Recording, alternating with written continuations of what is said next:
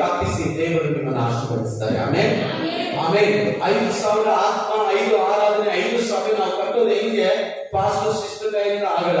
ಆಮೇಲೆ ಅಲ್ಲೆಲ್ಲ ನಾವೆಲ್ಲರೂ ಕೈ ಜೋಡಿಸಿ ನಾವು ಪ್ರಯಾಸ ಪಡುವಾಗ ದೇವರು ದೊಡ್ಡ ಕಾರ್ಯ ಮಾಡ್ತಾರೆ. ಆಮೇಲೆ ಎಷ್ಟು ಜನ ಸಂತೋಷವಾಗಿದ್ದೀರಾ? ಅಲ್ಲೆಲ್ಲ ದೇವರು ಒಳ್ಳೆಯವನಾಗಿದ್ದಾರೆ. ಈ ಬೈಬಲ್ ಕಾಲೇಜ್ಗೋಸ್ಕರ ನಾನು ಇಷ್ಟೊತ್ತವರ ಪಟ್ಟೆ. ಆ ಸಮಯದಲ್ಲಿ ನಾನು ಓದಬೇಕು, ನಾನು ಕಲಿಬೇಕು ಅಂತ. ಆದ್ರೆ ಆ ಸಮಯದಲ್ಲಿ ನಾನು ಕಲಿಯಕ್ಕಾಗಿಲ್ಲ, ಹೋಗೋಕ್ಕಾಗಿಲ್ಲ.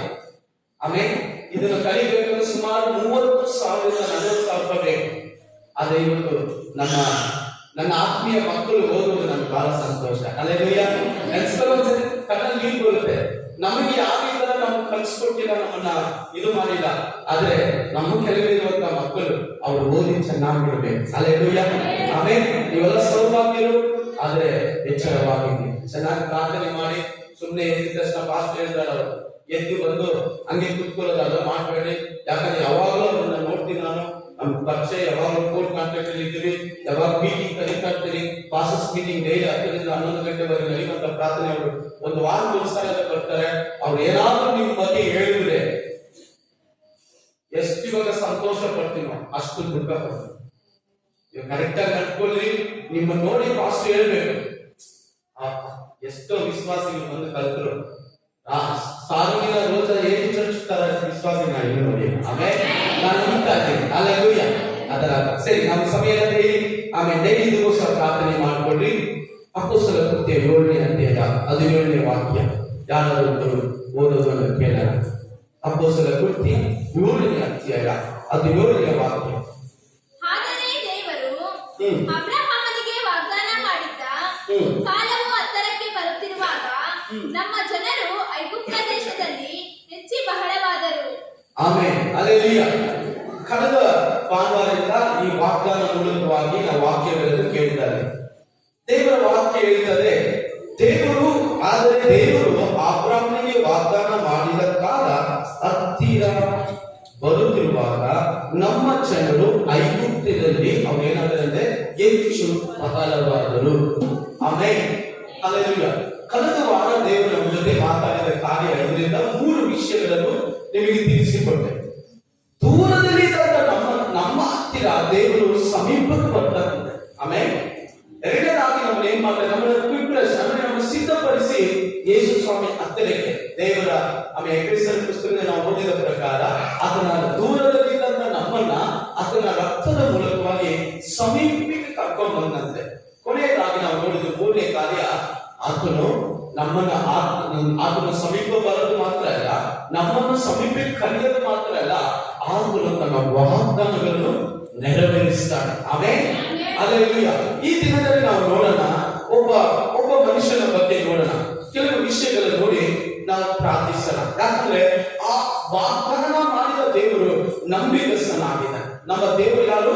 ನಂಬಿಗಸ್ತು. ಅದನ್ನ ವಾಗ್ದಾನ ನುಡಿದ್ರೆ ಅದು ನೆರವೇರ್ತದೆ. ಕಳೆದ ವಾರದಲ್ಲಿ ನಾನು ಹೇಳಿದೆ, ಅದನ್ನು ಮನುಷ್ಯನಂತೆ 2 ಮಾತು ಉಳ್ಳವನಲ್ಲ, ಮಾನನಂತೆ ಮನುಷ್ಯ ಬದಲಾಯಿಸುವುದಿಲ್ಲ. ವಿಶ್ವಾಸಿಗಳಾದ ನಾವು, ಸೇವಕರಾದ ನಾವು ಕೆಲವು ಸಮಯದಲ್ಲಿ ಬದಲಾಗುತ್ತೇವೆ. ನೀವು ಬದಲಾಗ್ತೀರಾ, ಆದ್ರೆ ದೇವರು ಎಂದಿಗೂ ಬದಲಾಗುವುದಿಲ್ಲ. ಆತನು ಎಂದಿಗೂ ಹಂಗೆ ಇರ್ತಾನೆ. ಆಮೇಲೆ ಪರಿಶುದ್ಧತೆ ಪರಿಶುದ್ಧನೇ. ಅಲ್ಲೆಲ್ಲ ನಂಬಿಕಸ್ತರಂತೆ ನಂಬಿಕಸ್ತನೇ, ಮಾತು ಕೊಟ್ಟರೆ ನೆರವೇರಿಸ್ತಾರೆ. ಅಲ್ಲೆಲ್ಲ ಅದರಲ್ಲಿ ಯಾವ ಸಂದೇಹವೂ ಇಲ್ಲ, ಯಾವ ಸಂಶಯವೂ ಇಲ್ಲ. ದೇವರು ನೆರವೇರಿಸ್ತಾನೆ. ಅಂದ್ರೆ ದೇವರ ವಾಕ್ಯ ಹೇಳ್ತದೆ ಕೆಲವು ಕಾಲ ಇದೆ. ಆಮೇಲೆ ಈ ಕಾರ್ಯಗಳು ನಡೀತಾ ಇರುವಾಗ ಒಬ್ಬ ಮನುಷ್ಯನ ಬಗ್ಗೆ ನಾವು ನೋಡ್ತೇವೆ, ಮೋಶೆ. ಆ ಮೋಶೆ ಅವನ ಜೀವಿತದಲ್ಲಿ ಅವನ ಐಗುಪ್ತ ದೇಶದಲ್ಲಿ ಇದ್ದ. ಎಲ್ಲಿದ್ದಾನು? ಅರಮನೆಯಲ್ಲಿ ಬೆಳೆದ. ಎಲ್ಲಿ ಬೆಳೆದ? ಅರಮನೆಯಲ್ಲಿ ಬೆಳೆದ. ರಾಜನ ಕುಮಾರತಿಯ ಮಗನೆನಿಸಿಕೊಳ್ಳುವ ಈ ಮೋಶೆ, ದೇವರಿಗೋಸ್ಕರ ದೇವರ ಆರಿಸಿಕೊಂಡ ಈ ಮೋಶೆ ಅರಮನೆಯಲ್ಲಿದ್ದಾನೆ. ಇವನ ಜೀವಿತದಲ್ಲಿ ಏನಾಯ್ತು? ಇವನ ಚರಿತ್ರೆ ಏನಾಯ್ತು? ಇವನ ಜೀವಿತದಲ್ಲಿ ಆಮೇಲೆ ದೇವರಿಗೋಸ್ಕರ ಆಮೇಲೆ 40 ವರ್ಷ ಅರಮನೆ, 40 ವರ್ಷ ಅರಣ್ಯ, 40 ವರ್ಷ ಸೇವೆ. ಚೆನ್ನಾಗಿ ಅರ್ಥ ಮಾಡ್ಕೊಂಡು 3 ಭಾಗವನ್ನು ಜೀವನದಲ್ಲಿ ನೋಡಬಹುದು. 40 ವರ್ಷ ಅರಮನೆ, 40 ವರ್ಷ ಅರಣ್ಯ, 40 ವರ್ಷ ಸೇವೆ. 120 ವರ್ಷ ನೀವು ನೋಡಬಹುದಾದ್ರೆ ಧರ್ಮೋಪದೇಶ ಖಂಡದಲ್ಲಿ 120 ವರ್ಷ ಆದ ನಂತರ ಅವನ ಸತ್ತು ವಾಕ್ಯ. ಅದು ದೇವರ ವಾಕ್ಯದ ನಾವು ನೋಡ್ತೇವೆ. ಈ 40 ವರ್ಷ ಈ ಅರಣ್ಯದಲ್ಲಿ ಇದ್ದಲ್ಲ ಈ ಮೋಶೆ, ಈ 40 ವರ್ಷ ಅರಣ್ಯದಲ್ಲಿದ್ದ ಈ ಮೋಶೆಗೆ ಏನಾಗಿದೆ? 40 ವರ್ಷ ಏನ್ ಮಾಡ್ದ? ಏನಾದ ಜೀವನದಲ್ಲಿ ಸಂಭವಿಸಿದ 3 ಕಾರ್ಯ. ಒಂದು, ಅವನಿಗೆ ಮದುವೆ ಆಯಿತು. ಇನ್ನೊಂದು 2 ಮಕ್ಕಳಾದ. 3ನೇದು ಒಂದು ಕೆಲಸ ಸಿಕ್ತು. ಈ 40 ವರ್ಷ ಇವ್ರಿಗೆ ಆಗಿರೋ ಕೆಲಸ ಕಾರ್ಯ ಏನಾಯ್ತು? ಮದುವೆ ಆಗಿದೆ, 2 ಮಕ್ಕಳ, ಕೆಲಸ ಸಿಕ್ತು. ನಮ್ಮ ದೇವರು ಕೆಲವು ಸಮಯದಲ್ಲಿ ಸೈಲೆಂಟ್ ಆಗಿರ್ತಾರೆ. ಹೇಳಿದ್ರು ಏನು ಮಾತಾಡೋದು? ನಿಮ್ಗೆ ಅಂತ ಅನುಭವ ಆಗಿದೆಯೋ ಏನೋ ಗೊತ್ತಿಲ್ಲ. ನನಗಂತೂ ತುಂಬಾ ತುಂಬಾ ತುಂಬಾ ತುಂಬಾ ತುಂಬಾ ಅನುಭವಿಸಿದ್ವಿ. ಆ ಸಮಯದಲ್ಲಿ ದೇವರು ಮಾತಾಡೋದೇ ಇಲ್ಲ. ಅವಾಗೇ ಕಷ್ಟ ಆಗೋದು. ಅವಾಗೇ ನಮ್ಮ ಮುಖಗಳು ದುಃಖದಿಂದ ಕಣ್ಣೀರನ್ನ ತುಂಬಿಕೊಳ್ಳೋದು. ಸೇವಕರಿಗೆ ದೇವರು ಮಾತಾಡ್ತಾ ಇದ್ರೆ ಅವ್ರು ಫೈರ್ ಆಗಿರ್ತಾರೆ. ಯಾವಾಗ ಅವರು ನಿಶ್ಶಬ್ದವಾಗ್ತಾರೋ ಇವರು ಗಲಿಬಿಲಿ ಆಗುತ್ತಾರೆ. ಕೆಲವು ಸಮಯ ದೇವರು ಸೈಲೆಂಟ್ ಆಗ್ತಾರೆ. ಪಕ್ಕದಲ್ಲಿ ಇವರು ನೋಡಿ ಹೇಳಿ ಸೈಲೆಂಟ್ ಮಾತಾಡೋದೇ ಇಲ್ಲ. ಏನಾದ್ರು ಕಿಚ್ಕೋ, ಏನಾದ್ರು ಮೊಣಕಾಲ ಉಪವಾಸ ಮಾಡು, 3 ದಿನ 30 ದಿನ 300 ದಿನ ಮಾಡು, ದೇವರು ಮಾತಾಡದೆ ಸೈಲೆಂಟ್ ಆಗ್ತಾರೆ. ಯಾರಾದ್ರೂ ಅಂತ ಅನುಭವದಲ್ಲಿ ಹೋಗಿದ್ದೀರಾ? ಅಂತ ಕಷ್ಟದಲ್ಲಿ ಹೋಗಿದ್ದೀರಾ? ಪಾಸ್ಟರ್ ಪ್ರೇಯರ್ ಮಾಡಿ ಮಾಡಿ ಮಾಡಿ ಸಾಕಾಗುತ್ತೆ. ಏನ್ ಮಾಡಿ ಹೋಗಿ ಪಾಸ್ಟರ್, ಜೀವನ ಬೇಸರ ಆಗ್ಬಿಟ್ಟಿದೆ.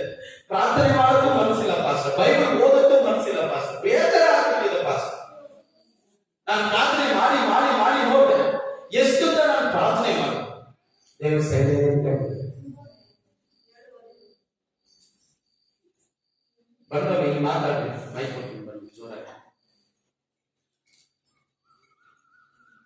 ದೇವರು ಸೈಲೆಂಟ್ ಆಗಿರ್ತಾರೆ. ನನ್ನ ಅನುಭವದಲ್ಲಿ ಅಂತ ಸಮಯ ತುಂಬಾ ಕಷ್ಟ. ಆ ಸಮಯ ನಮಗೆ ತುಂಬಾ ಕಷ್ಟ. ಏನಾಗ್ತದೋ ಏನ್ ನಡೀತದೋ ಗೊತ್ತಾಗಲ್ಲ. ಯಾಕಂದ್ರೆ ದೇವರು ಮಾತಾಡ್ತಾ ಇಲ್ವಲ್ಲ, ನಿಶ್ಶಬ್ದವಾಗಿದ್ದಾರೆ. ದೇವರು ಮಾತಾಡಿಲ್ಲ, ದೇವರ ವಾಕ್ಯ ಇಲ್ಲ, ದೇವರ ಪ್ರಕಟಣೆ ಇಲ್ಲ, ದೇವರ ಸಮ್ಮುಖ ಇಲ್ಲ, ದೇವರ ಪ್ರಸನ್ನ ಇಲ್ಲ, ದೇವರ ಅನುಭವಿಸುವಂತೆ ಒಂದು ಆರಾಧನೆ ಇಲ್ಲ. ನಿಶ್ಶಬ್ದವಾಗಿದೆ. ಯಾರಾದರೂ ಅಪೊಸ್ತಲರ ಕೃತ್ಯ 7ನೇ ಅಧ್ಯಾಯ 29ನೇ ವಾಕ್ಯ ನೋಡಿ, ಅವನ ಜೀವಿತ. ಆಮೇಲೆ ಯಾರಾದರೂ ಒಬ್ಬರು ವಿಮೋಚನೆ ಕಂಡ 2:14-23 ಬರ್ಕೊಳ್ಳಿ. ಆಮೇಲೆ ನೀವು ಓದಿದ ಅವನು ಅಲ್ಲಿಂದ ಅರಮನೆಯಿಂದ ಎಲ್ಲಿಗೆ? ಅರಣ್ಯಕ್ಕೆ ಓಡಿ ಹೋಗ್ತಾನೆ. ಕೆಲವು ಸಮಯದಲ್ಲಿ ಪ್ರಿಯ ಜನರೇ, ನಿಮಗೂ ನನಗೂ ದೇವರು ನಿಶ್ಶಬ್ದವಾಗಿರ್ತಾನೆ. ಅದು ನಿಶ್ಶಬ್ದವಾದ ಸಮಯ. ಕ್ವೈಟ್ನೆಸ್. ದೇವರ ಶಬ್ದ ಕೇಳಿಸಲ್ಲ, ದೇವರು ಮಾತಾಡೋದಿಲ್ಲ. ಏನಾದರೂ ವಿಜ್ಞಾಪಿಸು, ಏನಾದರೂ ಕೂಗಿಕೋ, ಏನಾದರೂ ಪ್ರಾರ್ಥಿಸು, ದೇವರು ಮಾತಾಡೋದಿಲ್ಲ. ಸೈಲೆಂಟ್. ಏನ್ ಬೇಕಾದ್ರೂ ಮಾತು ಕೂಡ ಒಂದು ಶಬ್ದ ಕೇಳಿಸಲ್ಲ. ನಮ್ಮ ಗಮನ ಬುದ್ಧಿಯ ಗಲಿಬಿಲಿ ಆಗುತ್ತೆ. ಚಿಂತೆ ಒಳಗೆ ಹೋಗ್ಬಿಡ್ತಾರೆ, ನೋವಿನಲ್ಲಿ ಹೋಗ್ಬಿಡ್ತಾರೆ, ಬೇದನೆಯಲ್ಲಿ ಹೋಗ್ಬಿಡ್ತಾರೆ. ಅಯ್ಯೋ ಏಸಪ್ಪ, ನಾನೇನಾದ್ರೂ ಪಾಪ ಮಾಡ್ಬಿಟ್ನ, ನಾನೇನಾದ್ರೂ ದ್ರೋಹ ಮಾಡ್ಬಿಟ್ನ, ನಾನೇನಾದ್ರೂ ದೇವರೇ ನಿನ್ನನ್ನು ಬಿಟ್ಟು ದೂರ ಹೋಗಿದ್ದೀನ, ಏನೇನು ಇಚ್ಚಿಕೊಂಡು ದೇವರ ಸೇವೆ ಹೋಗುವ.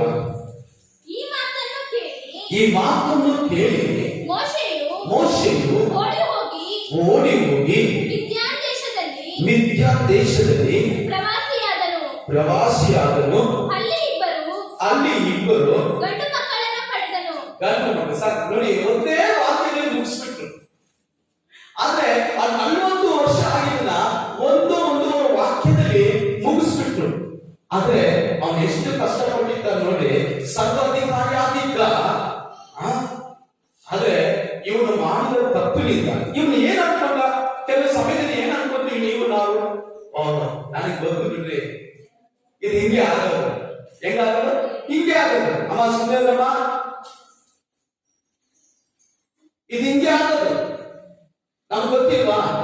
ಎಷ್ಟು ಜನ ನೋಡಿಲ್ಲ, ಎಷ್ಟು ಮದುವೆ ಮಾಡಿಸಿಲ್ಲ, ಎಷ್ಟು ಮಕ್ಕಳು ನೋಡಿಲ್ಲ, ಎಷ್ಟು ಅವನಸ್ ನೋಡಿಲ್ಲ. ಇದು ಹಿಂಗೆ ಆಗೋದು. ಮೋಶೆ ಅನ್ಕೊಂಡ, ನನ್ನ ಬಲದಿಂದ ಈ ಇಸ್ರಾಯೇಲ್ ಜನರನ್ನು ಬಿಡಿಸುತ್ತೇನೆ, ಇವನ್ನೆಲ್ಲ ದೇವರು ಹೇಳಿದ ಕಾರ್ಯದಿಂದ ಬಿಡಿಸಿ ಇವನ್ನ ರಕ್ಷಿಸಿ ಅಂತ ಅವನ ಸಾಮರ್ಥ್ಯವನ್ನು, ಅವನ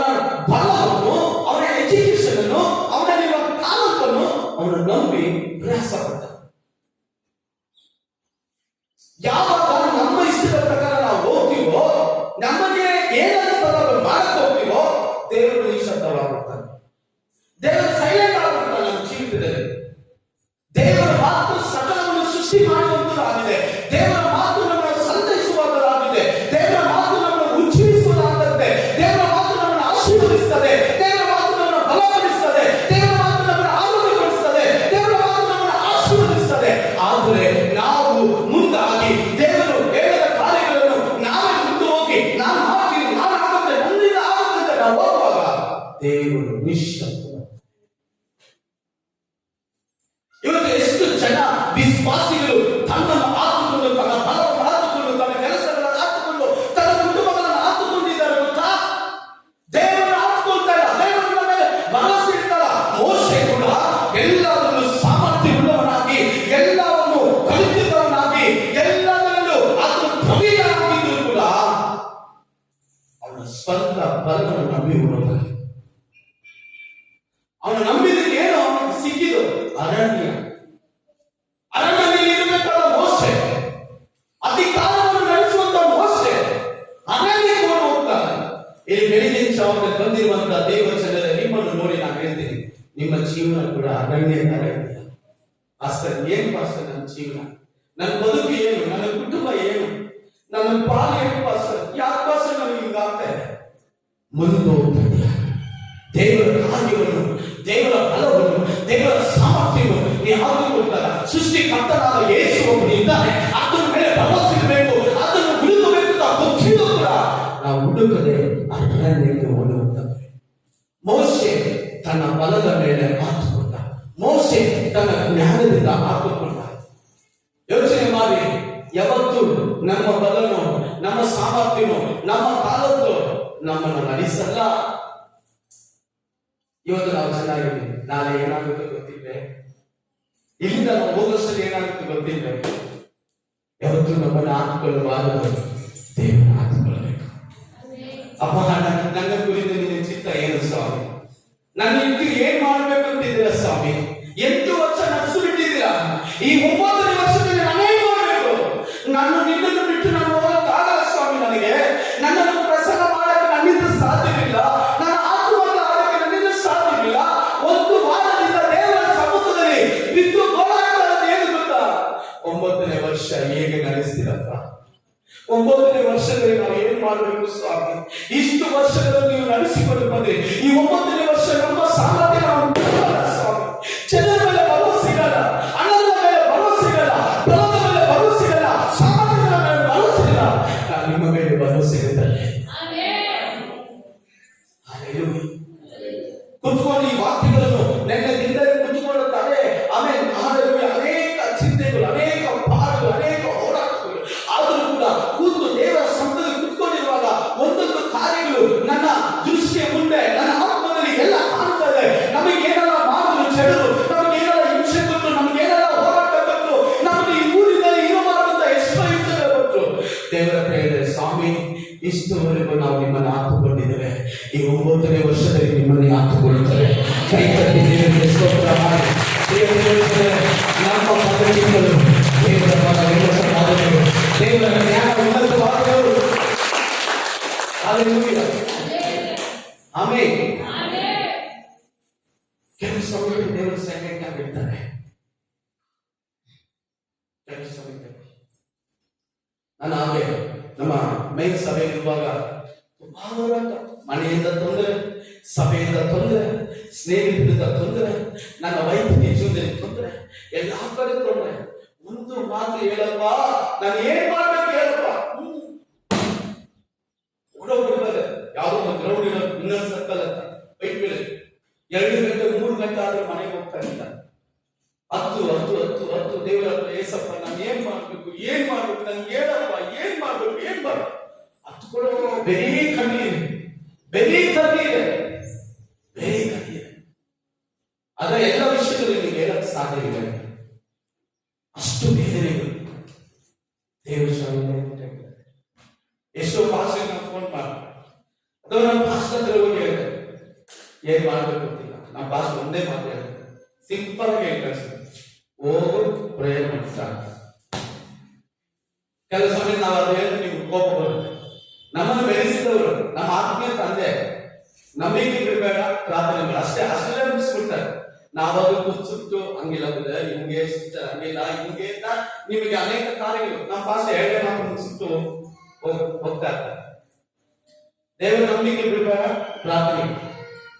ಈ ಮೋಶೆ ಅರಣ್ಯಕ್ಕೆ ಓಡಿ ಹೋದ ಮೇಲೆ ಇವನು ದೇವಿ ಏನಂತಿದ್ದಾನೆ ಹೇಳಿ? ಸರ್ವಾಧಿಕಾರಿಯಾದ ಇವನು, ರಾಜ್ಯವನ್ನು ಆಳಬೇಕಾದ ಇವನು, ರಾಜಕುಮಾರನ ಆಗಬೇಕಾದ ಇವನು ಕುರಿ ಮೇಯಿಸ್ತಾನೆ. ಏನ್ ಬಯಸ್ತಾ ಇದ್ದಾನೆ? ಇವನು ಎಲ್ಲಾದ್ರೂ ಕೆಲಸ ಮಾಡಬೇಕಾಗಿತ್ತು, ಇವನ ಕೈಯಲ್ಲಿ ಅನೇಕ ಕೆಲಸ ಮಾಡಬೇಕಾಗಿತ್ತು. ಇವಾಗ ಇವನು ಕೆಲಸ ಮಾಡ್ತಾರೆ, ಏನ್ ಮಾಡಿಸ್ತಾರೆ? ಇವತ್ತು ನಿಮ್ಮ ಜೀವಿತದಲ್ಲಿ ಕೂಡ ಇಂಥ ಒಂದು ಅನುಭವ ಬರ್ತಾ ಇದೆಯಾ? ಪಾಸ್ಟರ್, ನಾನು ನಮ್ಮ ಮನೆಗೆ ಯಾರು ಬೇಡವಾಗ್ಬಿಟ್ಟಿದ್ದೀನಪ್ಪ, ಯಾರು ನನ್ನ ಕಂಡ್ಕೊಳ್ತಾ ಇಲ್ಲ, ಯಾರು ನನ್ನ ಮಾತಾಡಿಸ್ತಾ ಇಲ್ಲ, ನನಗೇನಾದ್ರೂ ಅವರು ಚಿಂತೆ ಬರಲ್ಲ, ನನಗೇನಾದ್ರೂ ಅವರು ಇದು ಮಾಡಲ್ಲ ಪಾಸ್ಟರ್. ಯಾಕಂದ್ರೆ ನನ್ನ ಜೀವಿತ ತುಂಬಾ ಬೇಸರ ಆಗುತ್ತಿದೆ, ತುಂಬಾ ನೋವಾಗುತ್ತಿದೆ ಪಾಸ್ಟರ್, ಯಾರು ಬೆಳ್ಕೋಬೇಕು ಗೊತ್ತಿಲ್ಲ. ಈ ಬೆಳಿಗ್ಗೆ ಜಾವದಲ್ಲಿ ದೇವರು ನಿಮ್ಮ ಜೊತೆ ಮಾತಾಡ್ತಾರೆ. ನಿನ್ನ ಸಾಮರ್ಥ್ಯಗಳನ್ನು ನಂಬಬೇಡ, ನಿನ್ನ ಬಲವನ್ನು ಅಂದ ಚಂದವನ್ನು ನಂಬಬೇಡ. ದೇವರನ್ನು ಆತುಕೊಂಡು ಸರ್ವಾಧಿಕಾರಿಯಾದಲ್ಲಿ ನಿಲ್ಲಬೇಕಾದ ಮೋಶೆ ಯಾಕೆ ಅರಣ್ಯಕ್ಕೆ ಓಡೋದು ಗೊತ್ತಾ? 40 ವರ್ಷ ಯಾಕೆ ನಿಲ್ಬೇಕಾಗಿತ್ತು? ಆದ್ರೆ ಬೈಬಲ್ ವಾಕ್ಯ ನೋಡ್ತೀವಿ ನಾವು, 40 ವರ್ಷ ಅವನು ಎಲ್ಲಿದ್ದ? ಅರಣ್ಯದಲ್ಲಿ ಕುರಿಗಳನ್ನು ಮೇಯಿಸುತ್ತಿದ್ದ. ವಿಮೋಚನೆ ಕಂಡ ಆ 2ನೇ ಅಧ್ಯಾಯ 6ರಿಂದ 23ವರೆಗೂ ನೋಡುವುದಾದ್ರೆ ಅವನ ಜೀವಿತದಲ್ಲಿ ನಡೆದಂತ ಘಟನೆಗಳು ಯಾರಾದ್ರೂ ಒಬ್ಬರು ಎತ್ತಿದವರು ಓದಿರಿ. 40 ವರ್ಷ ಅವನ ಜೀವಿತದಲ್ಲಿ ಆದಂತ ಒಂದೊಂದು ಕಾರ್ಯಗಳು ಏನಂದ್ರೆ, ಕುರಿಗಳನ್ನು ಮೇಯಿಸಿಕೊಂಡು ಕಷ್ಟ, ನಷ್ಟ, ಕಣ್ಣೀರು, ನೋವು, ವ್ಯಾಧಿ, ಬಾಧೆ ಇವುಗಳೇ ಅವರ ಜೀವಿತದಲ್ಲಿ. ಒಂದು ಮಾತು ಇಲ್ಲ, ಬೈಬಲ್ ಓದುವ ದಿನ ಇಲ್ಲ, ಪ್ರಾರ್ಥನೆ ಮಾಡುವ ದಿನ ಇಲ್ಲ. ಅವನೇ ಅರಣ್ಯ ಪ್ರವಾಸಿ ಆಗಿಬಿಟ್ಟಿದ್ದಾನೆ, ಅರಣ್ಯದಲ್ಲಿದ್ದಾನೆ. ಸಂತೋಷ ಅಂತ ಹೇಳ್ಕೊಳ್ಳೋಕೆ ಒಂದು ಮಾತಿಲ್ಲ, ಯಾರು ಮಾತಾಡ್ಸಕ್ಕೆ ಜನರು ಇಲ್ಲ. ಅರಣ್ಯದಲ್ಲಿ ಯಾರು ಸಿಗ್ತಾರೆ? ಕುರಿ ಸಿಗ್ತಾರೆ ಅಷ್ಟೇ. ಯೋಚನೆ ಮಾಡಿ, ಒಬ್ಬರಿಗೆ ಆಗಿದ್ದೀರಾ, ಕುರಿ ಮಾತ್ರ ಇದೆ, ಹೆಂಗಿರುತ್ತೆ ಜೀವನ? ಎಲ್ಲಿದ್ದವರು? ಪ್ಯಾಲೇಸ್ ಅಲ್ಲಿ ಇದ್ದರು, ಅರಮನೆಯಲ್ಲಿದ್ದ. ಈ ಬೆಳಿಗಿನ ಸಾಲದಲ್ಲಿ ಕೆಲವರು ಜೊತೆ ದೇವರು ಮಾತಾಡ್ತಾರೆ.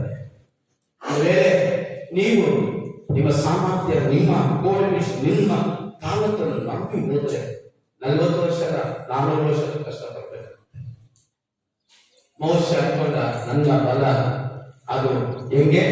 ಒಂದೇ ಹೊರಬಿಟ್ಟ, ಒಂದೇ ಹೊರದಿದ್ದು ಸತ್ಯ ಹೋಗ್ಬಿಟ್ಟ. ಓದಿದ 2ನೇ ಅಧ್ಯಾಯ 14. ಅಲ್ಲಿ ಒಂದು ಬಾವಿಯ ಹತ್ತಿರ ಕೂತುಕೊಂಡಿರಲು ವಿದ್ಯಾರ್ಥಿನ ಆಚಾರ್ಯನ 7 ಮಂದಿ ಹೆಣ್ಣು ಮಕ್ಕಳು ಬಂದು ತಂದೆಯ ಕುರಿಗಳಿಗೆ ಕುಡಿಸುವುದಕ್ಕೋಸ್ಕರ ನೀರು ಸೇದಿ ದೋಣಿಗಳಲ್ಲಿ ಹಾಕುತ್ತಿದ್ದರು. ಕುರುಬರು ಬಂದು ಅವರನ್ನು ಬಾವಿಯ ಬಳಿಯಿಂದ ಓಡಿಸಲು ಮೋಶೆ ಅವರಿಗೆ ಸಹಾಯವಾಗಿ ಬಂದು ಅವರ ಕುರಿಗಳಿಗೆ ಕುಡಿಸಿದನು. ತರುವಾಯ ಅವರು ತಮ್ಮ ತಂದೆಯಾದ ರೆಗುವೇಲನ ಬಳಿಗೆ ಬಂದಾಗ ಸಾಕು, ಅರಣ್ಯಕ್ಕೆ ಓಡಿ ಹೋದ ಒಂದು ಬಾವಿಯ ಹತ್ರ ಕೂತಿದ್ದಾನೆ.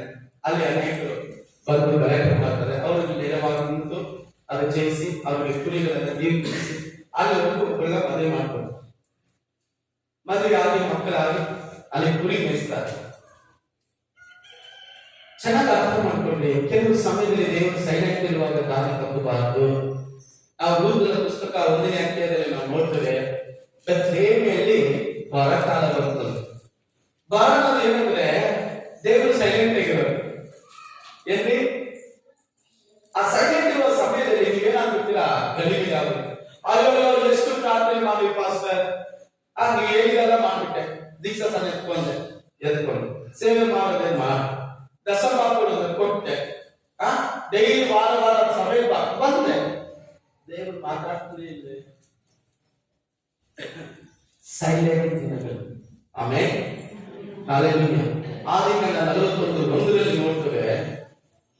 41:1 ಯೋಸೇಫನ ಅನ್ಕೊಂಡ, ಏನನ್ಕೊಂಡ ಅವನ ಜೀವಿತದಲ್ಲಿ ಇನ್ನೇನು ಈ ಪಾತ್ರ ಕಾಲದಲ್ಲಿ ಏನ್ ಮಾಡ್ತಾನೆ? ಹೆಚ್ಚಿಸಲ್ಪಡ್ತಾನೆ. ಇನ್ನ 3 ದಿನದಲ್ಲಿ ನನಗೆ ಬಿಡುಗಡೆ ಸಿಗ್ತದೆ. ಏನ್ ಸಿಗ್ತದೆ? 3 ದಿನದಲ್ಲಿ ಬಿಡುಗಡೆ ಸಿಗ್ತದೆ. 3 ದಿನದಲ್ಲಿ ನಾನೇನಾಗ್ತೀನಿ? ಕೆಲಸ ಸಿಗ್ತದೆ, ಚೆನ್ನಾಗಿ ಆಗ್ಬಿಡ್ತೀನಿ ಅನ್ಕೊಂಡ. 2 ವರ್ಷ ಏನಾಗಿಲ್ಲ, 2-3 ವರ್ಷ ಏನಾಗಿಲ್ಲ. ಇವನು ಡೈಲಿ ಕಾಯ್ಕೊಳ್ತಾನೆ, ಇವತ್ತು ಬಿಡುಗಡೆ ಇದೆಯಾ, ನಾಳೆ ಬಿಡುಗಡೆ. ಶಬ್ದನೇ ಇಲ್ಲ, ನಿಶ್ಶಬ್ದವಾಗ್ಬಿಟ್ಟು 2-3 ವರ್ಷ ಏನು ಮಾತುಕತೆ ಇಲ್ಲ. ಯೋಸೇಫ ಎಲ್ಲಿದ್ದಾನೆ? ಸರಿ ಇದ್ದಾನೆ. ಅವನು ಯಾರು? ದೇವರು ನಂಬಿದವನು, ಪರಿಶುದ್ಧನು, ನೀತಿವಂತನು,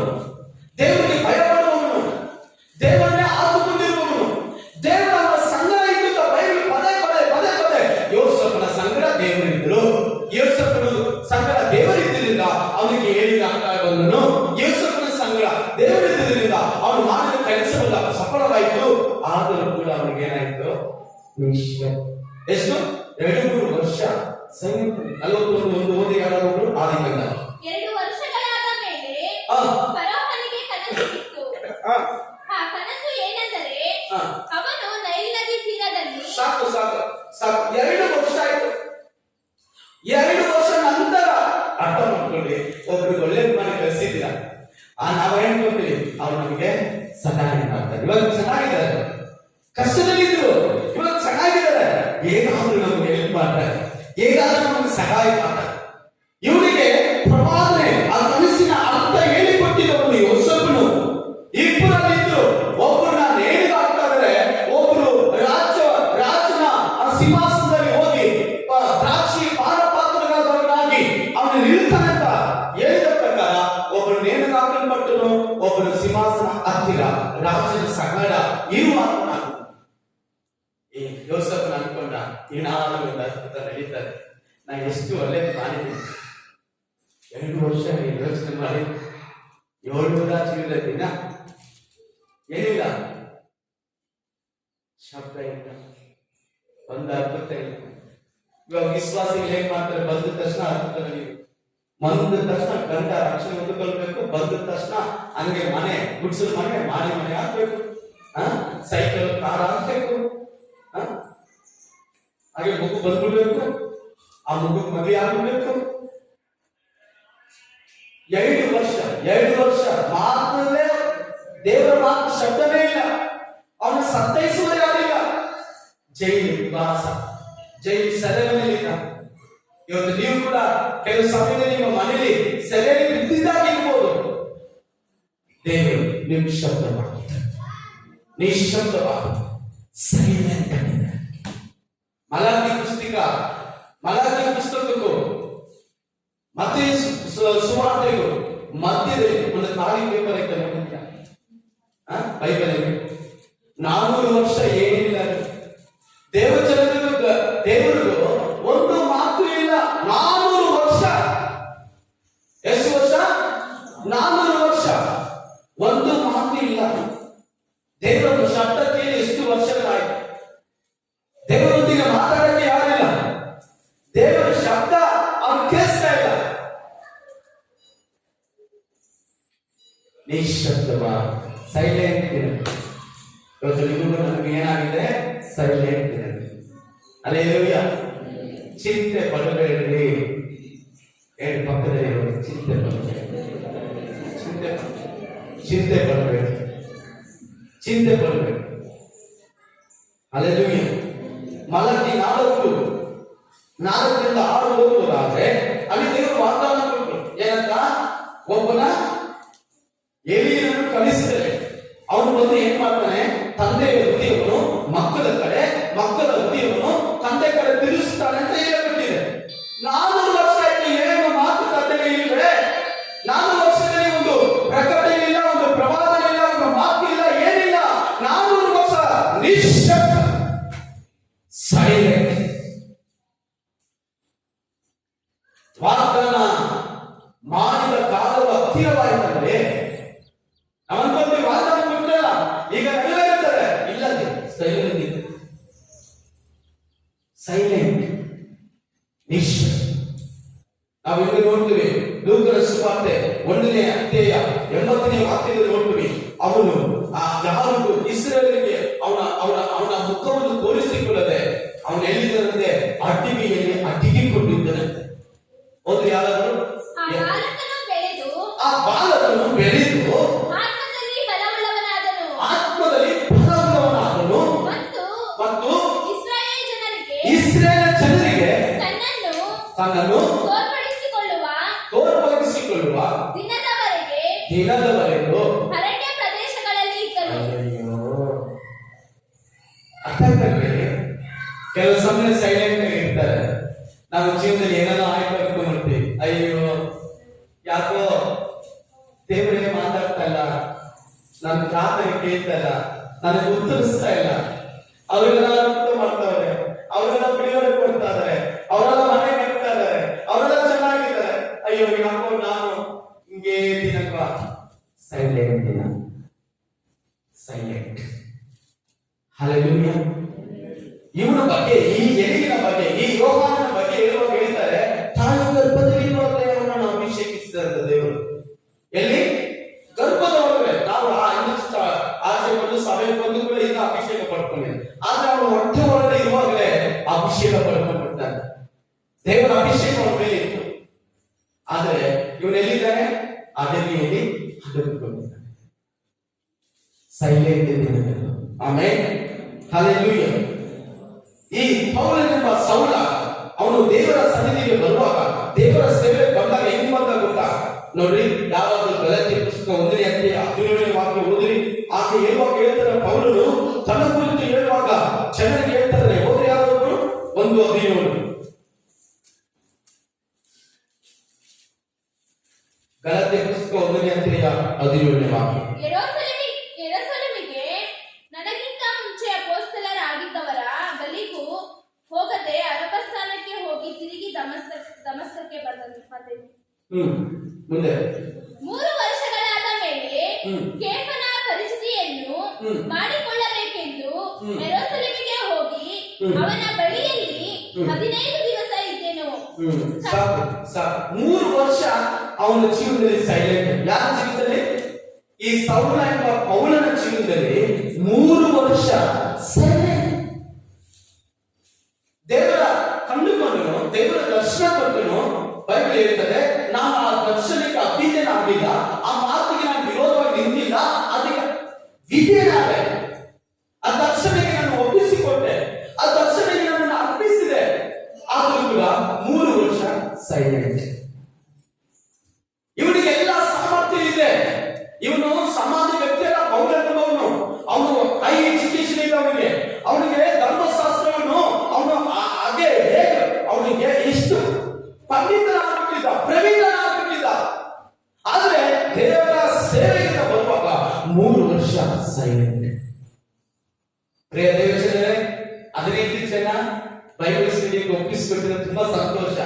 ಕೆಲವು ಸಮಯದಲ್ಲಿ ಇಂಥ ಒಂದು ಪರಿಸ್ಥಿತಿಯನ್ನು ಹೋಗ್ಬೇಕಾಗುತ್ತೆ. ಎಷ್ಟು ಜನ ಆಮೇಲೆ ಅಂತಾರೆ?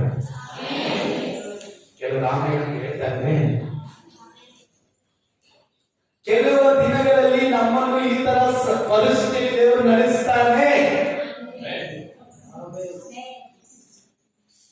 ನೀವು ಆಮೇಲೆ ಅಂತ ಹೇಳಿದ್ರು, ಏನಕ್ಕೆ ಹೋದ್ರು, ಇದು ಆಗೋದಂತೂ ನಿಶ್ಚಯ. ಕೆಲಸ ಸುಮ್ಮನೆ ಇರ್ತಾರೆ. ಕೆಲವು ಸಮಯ ನೋಡಿದ್ದೀರಾ, ನಾವು ಕೆಲವು ಸಮಯದಲ್ಲಿ ಶಾರದಕ್ಕೆ ಡೆಲಿವರಿಗೆ ಕವಿತಾನ ಅಡ್ಮಿಟ್ ಮಾಡಿಬಿಟ್ಟು ಶಾಲು ನಾನು ಒಂದು ಪಾರ್ಕ್ ಅಲ್ಲಿ ಕೂತ್ಕೊಂಡಿದ್ವಿ. ಹಾಸ್ಪಿಟಲ್, ವೈದ್ಯಕ ಹಾಸ್ಪಿಟಲ್ ಮುಂದೆ ಒಂದು ಪಾರ್ಕ್. ಅವಾಗ ನನ್ನ ಜೊತೆ ಇನ್ನೊಬ್ರು ಯಾರೇ ಇದ್ರು. ಶಾಲು ನಾನು ಇಟ್ಬಿಟ್ಟು ನಾವೇನ್ ಮಾಡ್ಬಿಟ್ವಿ, ಓಡೋಗಿ ಎಲ್ಲೋ ಬಚ್ಚಿಟ್ಕೊಂಡ್ಬಿಟ್ವಿ. ಮಗು ಈ ಕಡೆ ನೋಡ್ತಾ ಇದೆ, ಆ ಕಡೆ ನೋಡ್ತಾ ಇದೆ. ನೋಡಿ ಎಲ್ಲೂ ಕಾಣಿಸ್ತಿಲ್ಲ ಅಪ್ಪ ಎಲ್ಲಿ ಕಾಣಿಸಿಲ್ಲ. ಓ ಅಂತ ಹಾಕೊಂಡ್ಬಿಟ್ಟು ನಮಗೆ ತುಂಬಾ ದುಃಖ ಆಗುತ್ತೆ. ಮಗನ ಅನ್ಸುತ್ತೆ ಓಡ್ ಬಂದ್ರೆ ನನಗೆ ಅದು ಬಂದ್ಬಿಟ್ಟು. ಕೆಲವು ಸಮಯದಲ್ಲಿ ಯೇಸು ಸ್ವಾಮಿಗಳು ಹಂಗೆ ಮಾಡ್ತಾರೆ. ನೋಡ್ತಾರೆ, ಏನ್ ಮಾಡ್ತಾರೆ, ಇವರು ಎಲ್ಲಿ ಹೋಗ್ತಾರೆ, ಇವರು ಬಿಟ್ಟು ಆಮೇಲೆ ಸ್ವಲ್ಪ ಕೆಲಸ ಕೊಟ್ಟು ನೋಡ್ತಾರೆ, ಸ್ವಲ್ಪ ಹಣ ಕೊಟ್ಟು ನೋಡ್ತಾರೆ, ಸ್ವಲ್ಪ ಆರೋಗ್ಯ ಕೊಟ್ಟು ನೋಡ್ತಾರೆ, ಕೆಲವು ಸಮಯದಲ್ಲಿ ಒಳ್ಳೆ ಅನುಕೂಲ ಕೊಟ್ಟು ನೋಡ್ತಾರೆ. ಇವನು ಏನ್ ಮಾಡ್ತಾನೆ, ಇವನು ಏನ್ ಮಾಡ್ತಾನೆ, ಕೆಲವು ಆತ್ಮಗಳನ್ನು ಕೊಟ್ಟು ನೋಡ್ತಾರೆ, ಕೆಲವು ಸಭೆಗಳನ್ನು ಕೊಟ್ಟು ನೋಡ್ತಾರೆ. ಇವನು ಏನ್ ಮಾಡ್ತಾನೆ, ಇವನು ಏನ್ ಮಾಡ್ತಾನೆ? Hallelujah, amen. ದೇವರ ವಾಕ್ಯದಲ್ಲಿ ನಾವು ನೋಡ್ತೀವಿ, ಮೊದಲನೇದಾಗಿ ದೇವರು ಸೈಲೆಂಟ್ ಆಗಿರ್ತಾರೆ. ದೇವರು ನಮ್ಮ ಜೀವಿತದಲ್ಲಿ ಅದನ್ನು ಮಾಡುವಂತ ಕಾರ್ಯಗಳು ನೋಡಿ. ವಿಮೋಚನೆ ಕಂಡ 4ನೇ ಅಧ್ಯಾಯ 10ನೇ ವಾಕ್ಯದಲ್ಲಿ ನೋಡಿ, ನನ್ನ ಕೈಯಿಂದ ಆಗುತ್ತೆ ಅನ್ಕೊಂಡ ಮೋಶೆ, ನನ್ನ ಸಾಮರ್ಥ್ಯದಿಂದ ಆಗುತ್ತೆ, ಇದು ನಾನು ಮಾಡ್ತೀನಿ ಅಂತ ಅನ್ಕೊಂಡ. ಯಾವತ್ತು ಅನ್ಕೋಬೇಡಿ ಆ ತರ.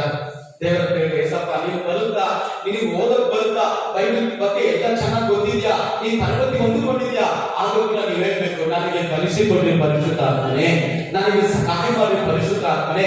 ಊಟ ಇದೆಯಾ? ಸ್ತೋತ್ರ ದೇವರಿಗೆ. ದೇವರ ಹತ್ರ ಕೇಳಿ, ದೇವರೇ ನೀವು ಊಟ ಕೊಟ್ಟಿದ್ರೆ ಅಕ್ಕಾಗಿ ಸ್ತೋತ್ರ ಅಂತ ಹೇಳ್ರಿ. ಅಲ್ಲೇನಿಲ್ಲ, ನನಗೆ ಊಟ ಇಲ್ಲ, ನನ್ನ ಅನುಕೂಲ ಇಲ್ಲ, ನನಗೆ ಏನು ತೊಂದರೆ ಇಲ್ಲ, ನನಗೆ ಏನು ದೇವರು ಬೇಕು ಅಂತ ಅನ್ಕೋಬೇಡಿ. ಅದು ದಿನ ದೇವರು ನಿಮ್ಗೆ ಕೊಟ್ಟಿರೋ ಸಹಾಯ ದಿನಗಳು.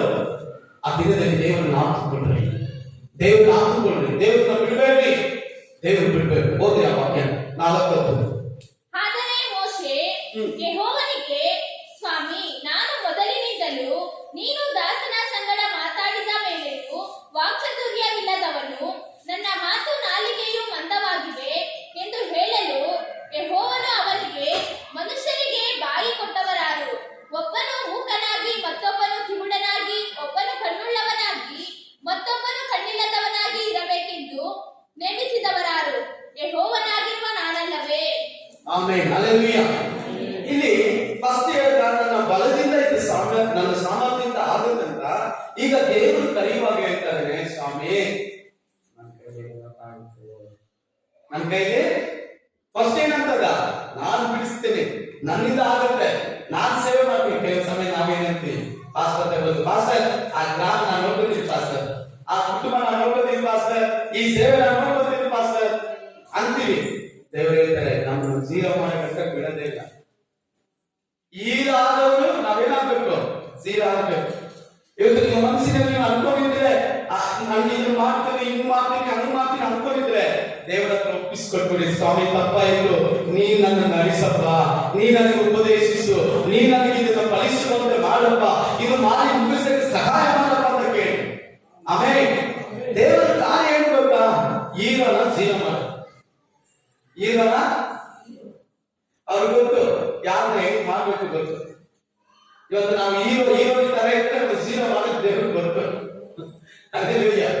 ಆಮೇಲೆ ನಾವು ಸೇವೆಯಲ್ಲಿ ಆಟ ಆಡಕ್ಕಾಗಲ್ಲ, ಎಲ್ಲ ಮಾಡ್ಬೋದು, ಸೇವೆ ಮಾಡಕ್ಕಾಗಲ್ಲ. ಈ ಸೇವೆ ಮಾಡ್ಬೇಕಂದ್ರೆ ನಾವು ಜೀರೋ ಆಗ್ಬೇಕು. ಯಾರು ಆಡಿದ್ರೆ ನೋಡಿದ್ರ, ಶೂನ್ಯವಾಗಿದ್ದ ನನ್ನ ನೂರಕ್ಕೆ ನೂರರಷ್ಟು ಮಾಡಿ ಯೋಗ್ಯವೆಂದು ನನ್ನ ಕರೆದದು ನಿನ್ನ ಕೃಪೆಯಲ್ಲವೇ ಅಂತ ಮಾಡ್ಕೊಳ್ಳಿ. ಶೂನ್ಯವಾಗಿದ್ದ ನನ್ನ 100ರಷ್ಟು ಮಾಡಿದ ದೇವರು. ಆಮೇಲೆ ನಮ್ನೇನ್ ಮಾಡ್ತಾರೆ ಗೊತ್ತಾ, ಚೆನ್ನಾಗಿ ಮುರಿದ್ಬಿಡ್ತಾರೆ. ಎಲ್ಲ ಹೇಳಿ ಮುರಿತಾರೆ. ಮುರಿದಾಗ ಚೆನ್ನಾಗಿರ್ತದ, ಹ್ಯಾಪಿಯಾಗಿರ್ತದ? ಏನಾಗುತ್ತೆ, ಎಲ್ಲ ನೋವಾಗುತ್ತೆ. ಹೊಡೆದು ಚರ್ಚ್ತಾರೆ. ಚರ್ಚ್ಬಿಟ್ಟು ನಾವ್ ಹೇಳ್ಬೇಕು, ಸ್ವಾಮಿ ನನ್ನ ಕೈಲಿ ಆಗಲ್ಲ. ಹೇಳಿದಾರು ಸ್ವಾಮಿ, ಹೇಳಿದಾರು ಸ್ವಾಮಿ ನನ್ನ ಕೈಲಿ ಆಗಲ್ಲ. ಫಸ್ಟ್ ಆಗುತ್ತೆ ಅಂದವನು ಈಗ ಆಗಲ್ಲ ಅಂತಾರೆ. ಆಗುತ್ತೋ ಅನ್ನೋನ್ನ ಮಾಡಕ್ಕೆ ಬಿಟ್ಟಿಲ್ಲ, ಆಗಲ್ಲ ಅನ್ನೋನ್ನ ಮಾಡುವಂತೆ ಮಾಡಿದ್ದಾರೆ. ಆಮೇಲೆ ಕೈ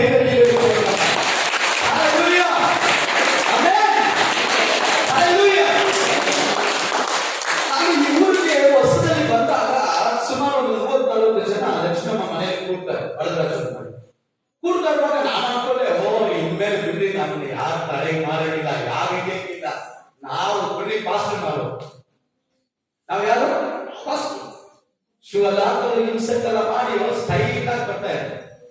ಕೊಟ್ಟರು ನೋಡ್ರಿ, ಹೇಳು ಅಪ್ಪ ಸ್ವಾಮಿ ಈ ಸೇವೆನೇ ಬೇಡ, ಬೇಡ ಸ್ವಾಮಿ ನನಗೆ ಸೇವೆ.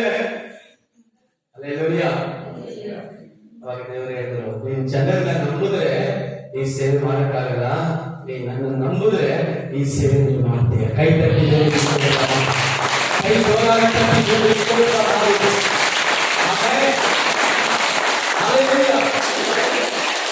ಶೂನ್ಯನ ಅಂಗಡಿ ಮಾಡ್ತಾರೆ.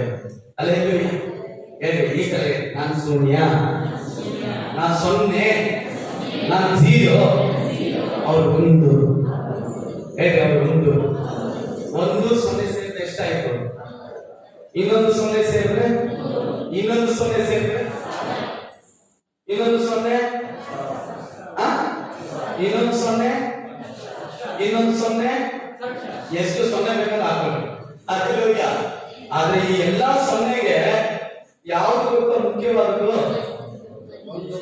ಆ ಒಂದು ಯೇಸು. ಕೈಯಲ್ಲಿ ಶೂನ್ಯವಾದ ನನ್ನನ್ನು ಯೇಸು ನನ್ನ ಜೀವಿತದಲ್ಲಿ ಬಂದಾಗ ನಾನೇ 100ರಷ್ಟು ದೇವರು ನಮ್ಮನ್ನು ಆಶೀರ್ವದಿಸಕ್ಕಾಗ್ತಾರೆ. ಕೈಯಲ್ಲಿ ದೇವರಿಗೆ ಸ್ತೋತ್ರ ಮಾಡಿ. ಶೂನ್ಯವಾಗಿದ್ದಂತ ನಮ್ಮನ್ನ ಅದು 100ಕ್ಕೆ 100ರಷ್ಟು ಆಶೀರ್ವದಿಸ್ತಾರೆ. ದೇವರು ಹೇಳ್ತಾರೆ, ನಾನು ಮಾಡ್ತೀನಿ. ಆಮೇಲೆ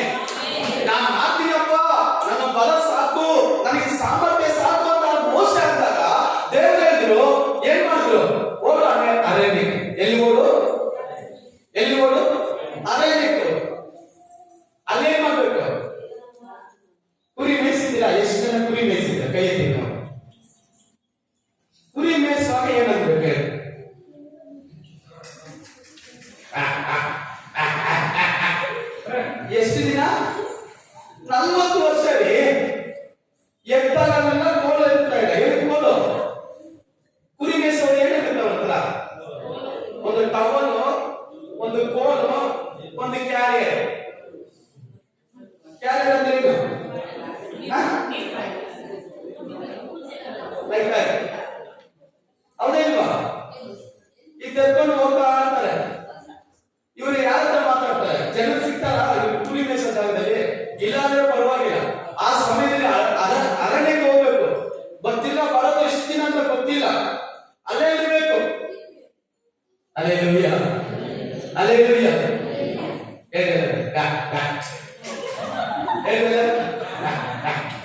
ಹೆಂಗಿರುತ್ತೆ? ಪಾಸ್ ನಾಳೆ ಕುರಿ ಮೇಯಿಸಕ್ಕೆ ಹೋಗ್ತಾರೆ, ನೀವೆಲ್ಲ ಕೆಲಸಕ್ಕೆ ಹೋಗ್ತಾ ಇದೀರಾ. ನಾನು ಕುರಿ ಮೇಯಿಸ್ಕೊಂಡು ಅಂದ್ರೆ ಹೆಂಗಿರ್ತದೆ? ಏನಪ್ಪ ನಮ್ಮ ಪಾಸ್ಟಿಗೆ ಇಂಥ ಕೆಲಸ ಕೊಟ್ಟಿದ್ದಾರೆ ದೇವರು. ಅಷ್ಟು ಸಾಮರ್ಥ್ಯವುಳ್ಳ ಒಬ್ಬ ಮನುಷ್ಯ, ಅರಮನೆಯಲ್ಲಿ ಇದ್ದಂತ ಮನುಷ್ಯ, ರಾಜ್ಯದ ಸಿಂಹಾಸನ ಪಕ್ಕದಲ್ಲಿ ಕೂತ್ಕೊಳ್ಳುವಂತ ಮನುಷ್ಯ ಏನ್ ಮಾಡ್ಕೊಂಡು ಇವಾಗ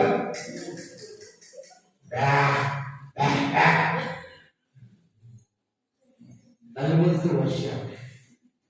ಆಮೆನ್, ಹಲ್ಲೆಲೂಯಾ. ಇವಾಗ ಹೇಳ್ತಾರೆ ಸ್ವಾಮಿ ಆಗಲ್ಲಪ್ಪ, ಹೇಳಿಲ್ಲ ಏಸಪ್ಪ, ಈ ಬೈಬಲ್ ಸ್ಟಡಿ, ಈ ಬೈಬಲ್ ಕಾಲೇಜ್ ಓದಕ್ಕೆ ನಮ್ಮಿಂದ ನೀವು ನೋಡಿದ್ರೆ ನಮ್ಗೆ ಆಗತ್ತಪ್ಪ ಸರ್, ಭಯ ಪಡಬೇಡಿ, ನಾನು ಮುಗಿಸ್ತೀನಿ ಹೇಳಿ ಅಪ್ಪ, ಈ ಬೈಬಲ್ ಕಾಲೇಜ್ ಓದಕ್ಕೆ ಆಗಲ್ಲಪ್ಪ. ಏಸಪ್ಪ ಹೇಳ್ತಾರೆ ಆಗಲ್ಲಂದ್ರೆ ನಾನು ಮಾಡ್ತೀನಿ. ಕೈ ತಟ್ಟಿ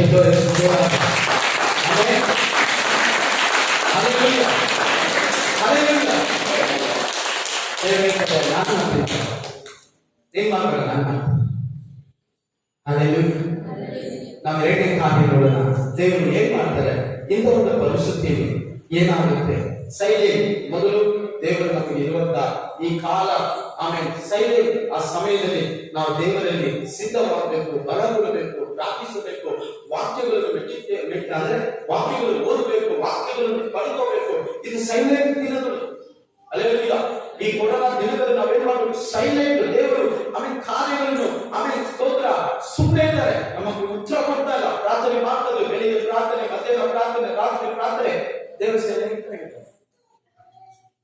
ಕಲಿಬಿಡಿ ಮಾಡ್ಕೋಬೇಕು, ಚಿಂತೆ ಮಾಡ್ಕೋಬೇಕು, ದೇವರನ್ನ ದೇವರನ್ನೇ ನಂಬಿ. ಆಮೇಲೆ ಅಲ್ಲೆಲ್ಲ ಒಳ್ಳೆಯ ಉತ್ತರ ದೇವರು ಕೊಡ್ತಾರೆ. ಆಮೇಲೆ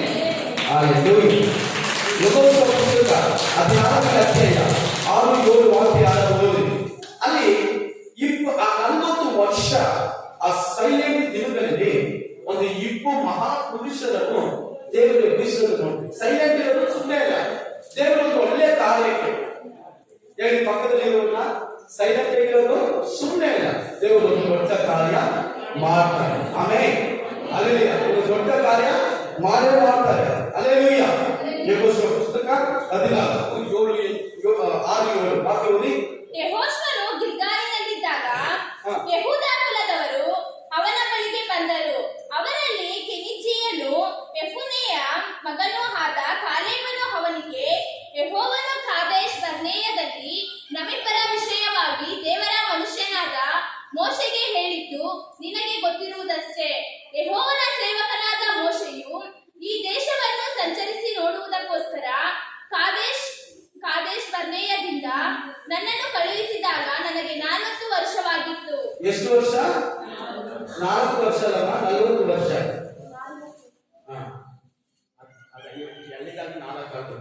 40 ವರ್ಷ ಹೇಗಾರು 40 ವರ್ಷ ಸೈಲೆಂಟ್ ಆಗಿದ್ರು.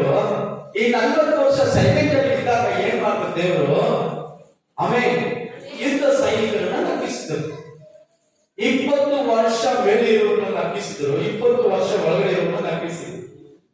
ಇವರಲ್ಲಿ ಅನೇಕರು ಪಾಪ ಮಾಡಿ ಸತ್ತರು. ಆದ್ರೆ ಈ ಕಾಲ ಯೋಶುವ ಮಾತ್ರ ದೇವರಿಗೋಸ್ಕರ ಬಲವಾಗಿ ನಿಂತರು.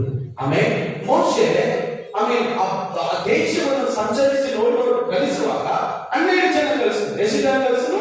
12 ಜನ. 10 ಜನ ಬಂದಿದ್ರು. ಅಯ್ಯೋ ಇದೆಲ್ಲ ಕಷ್ಟ ಇದೆಲ್ಲ ಕಷ್ಟ, ಆ ದೇಶಕ್ಕೆ ನಾವು ಹೋಗಕ್ಕಾಗಲ್ಲ, ಆ ಗ್ರಾಮಕ್ಕೆ ಹೋಗಕ್ಕಾಗಲ್ಲ, ಆ ಮನೆಯವರು ರಕ್ಷಣೆ ಹೋಗಲ್ಲ, ಅವ್ರು ಬರಲ್ಲ. 10 ಜನ ಇಬ್ರು ಮಾತ್ರ ಹೇಳ್ತಾರೆ, ಪಾಸ್ಟರ್ ನಿಜವಾಗ್ಲೂ ಆ ಗ್ರಾಮ ಯೇಸುವಿಗೆ ಸ್ವಂತವಾಗಿದೆ. ಆಮೇಲೆ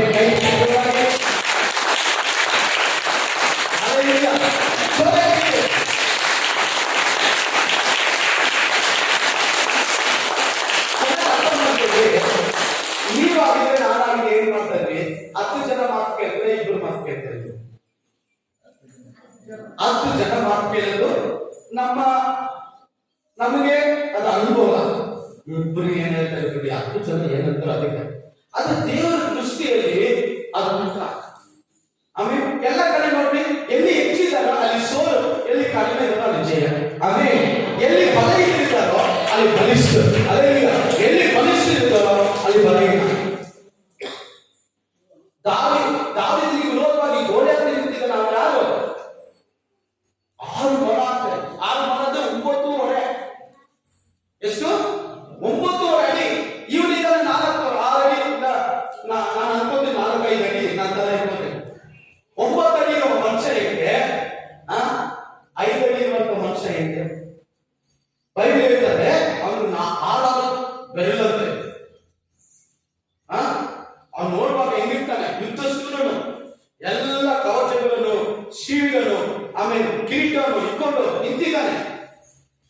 ಇವನು ದಾವೀದನಿಗೆ ಹೋಗ್ತಾನೆ ಹೆಂಗೆ? ಚಿಕ್ಕ ಹುಡುಗನ ತರ ಹೋಗ್ತಾನೆ. ಯೋಚನೆ ಮಾಡಿ, ಅಲ್ಲಿ ಏನ್ ಮಾಡಿದ್ರು ಇವರು?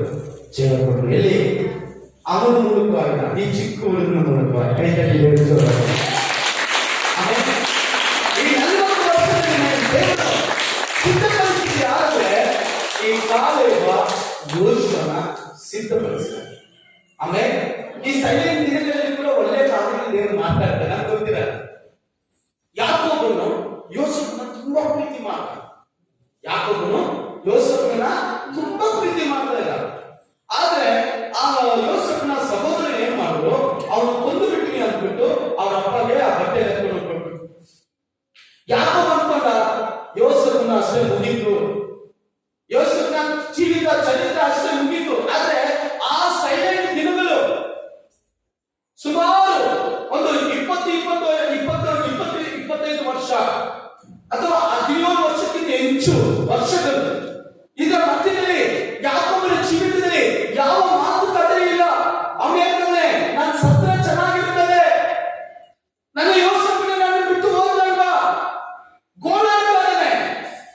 ಆದ್ರೆ ಅವನು ಗೊತ್ತಿಲ್ಲ, 5 ದೇಶದಲ್ಲಿ ಯೋಸೇಫನ ಏನ್ ಮಾಡ್ತಾ ಇದ್ದಾರೆ, ಅಧಿಕಾರ ಪಟ್ಟಕ್ಕೆ ಕದ್ಕೊಂಡು ಬರ್ತಾ ಇದ್ದಾರೆ. ಕೈ ತಟ್ಟಿ ಸ್ತೋತ್ರ ಮಾಡಿ. ಈ ಸೈಲೆಂಟ್ ಸಮಯದಲ್ಲಿರುವ ದೇವರು ಹೇಳದ ಕಾರ್ಯಗಳು, ಒಳ್ಳೆಯ ಕಾರ್ಯಗಳು, ಅದನ್ನು ಮಾಡಲಿಕ್ಕೆ ಸಾಧ್ಯ. ಆಮೇಲೆ ಕಾಲೇಬನು ಯೆಹೋಶುವನಿಗೆ ಹೇಳ್ತಾನೆ, ಆ ದಿನಗಳಲ್ಲಿ ಗೊತ್ತಲ್ವಾ. ಆಮೇಲೆ ಹಲ್ಲೆಲೂಯಾ. 40 ವರ್ಷ ಏನಕ್ಕೆ ಸೈಲೆಂಟ್, ಅಲ್ಲಿ ಒಂದು ಅರ್ಥ ಮಾಡಕ್ಕಿದೆ. ಆಮೇಲೆ ಹಲ್ಲೆಲೂಯಾ. ಮುಂದೆ ಆದಿಕಾಂಡ 15ನೇ ಅಧ್ಯಾಯ 16ನೇ ವಾಕ್ಯ ಓದಿರಿ. ಅಲ್ಲಿ ಹೇಳಲ್ಪಟ್ಟಿದೆ, 40 ವರ್ಷ ಐಗುಪ್ತದಿಂದ ಕಾನಾನ್ ದೇಶಕ್ಕೆ ಹೋಗ್ಬೇಕಾಗಿತ್ತು. ಆದ್ರೆ ನಮ್ಮ ಪಿತೃಗಳು ಮಾಡಿದ ತಪ್ಪಿನಿಂದ 40 ವರ್ಷ ಕರ್ಕೊಂಡು ಹೋದ್ರು. ಆದ್ರೆ ಅಬ್ರಹಾಮನಿಗೆ ಹೇಳ್ತಾರೆ, 430 ವರ್ಷ ಐಗುಪ್ತ ದೇಶದಲ್ಲಿ ನಿನ್ನ ಜನರು ಇರಬೇಕಾಗುತ್ತೆ. ಓದಿ ಆದಿಕಾಂಡ 15:16. ನಿನ್ನ ಸಂತತಿಯವರು 4ನೇ ತಲಾಂತರದಲ್ಲಿ ಇಲ್ಲಿಗೆ ತಿರುಗಿ ಬರುವರು. ಅಮೋರಿಯರ ಅಪರಾಧವು ಇನ್ನೂ ಪೂರ್ಣ ಸ್ಥಿತಿಗೆ ಬರಲಿಲ್ಲ ಎಂದು ಹೇಳಿದನು. ಆಮೇಲೆ ಹೇಳಿರುವ ವಾಕ್ಯ 13. ಆಗ ಯೆಹೋವನು ಅವನಿಗೆ, ನೀನು ಚೆನ್ನಾಗಿ ತಿಳಿಯತಕ್ಕದ್ದೇನೆಂದರೆ, ನಿನ್ನ ಸಂತತಿಯವರು ಅನ್ಯ ದೇಶದಲ್ಲಿ ಕೆಲವು ಕಾಲ ವಾಸವಾಗಿದ್ದು ಆ ದೇಶದವರಿಗೆ ದಾಸರಾಗುವರು. 400 ವರ್ಷ ಆ ದೇಶದವರಿಂದ ಬಾಧೆ ಪಡುವರು. ಹಲ್ಲೆಲೂಯಾ. ಯಾಕಂದ್ರೆ ಅವಾಗ ನಾವು 16 ವಾಕ್ಯ ಓದಿದ್ರಲ್ಲ, ಅಲ್ಲಿ ಪಾಪ ಹೆಚ್ಚಾಗಬೇಕಿಲ್ಲ, ಕಾನಾನ್ ದೇಶಕ್ಕೆ ಕರ್ಕೊಂಡು ಹೋಗ್ಬೇಕು.